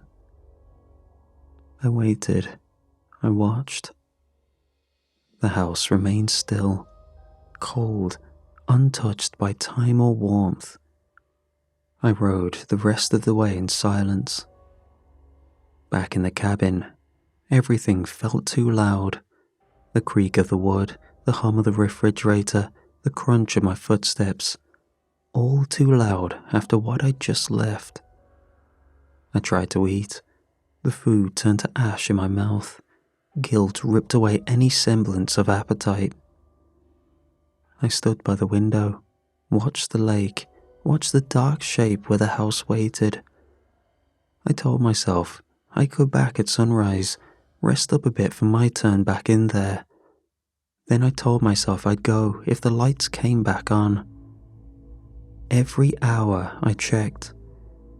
Nothing. I went to the dock with the boat ready, hand on the rope, but I didn't untie it. I just stood there, feeling the mist curl around my ankles. And then I started bargaining. Maybe it didn't have to be both of us getting out. Maybe he was okay. Maybe this was just temporary, and when I left, the house would vanish and let him go. Maybe the house only haunted me and was fine for him. I whispered his name once. It caught in my throat like a splinter. The guilt came in waves. Shame, anger, denial. I punched the counter, cursed him for not refusing, cursed myself for asking, cursed the lake, the fog, everything. Then I looked out the window one last time. Still nothing. That's when I started lying to myself. He'd seen the dark now. He understood. He'd know what I went through. The walls shifting, the breathing, the endless not quite night. And because of that, if I went back, if we traded places again, he'd leave me there. He'd have to. He'd know it's the only way one of us walks away. So maybe leaving now wasn't betrayal.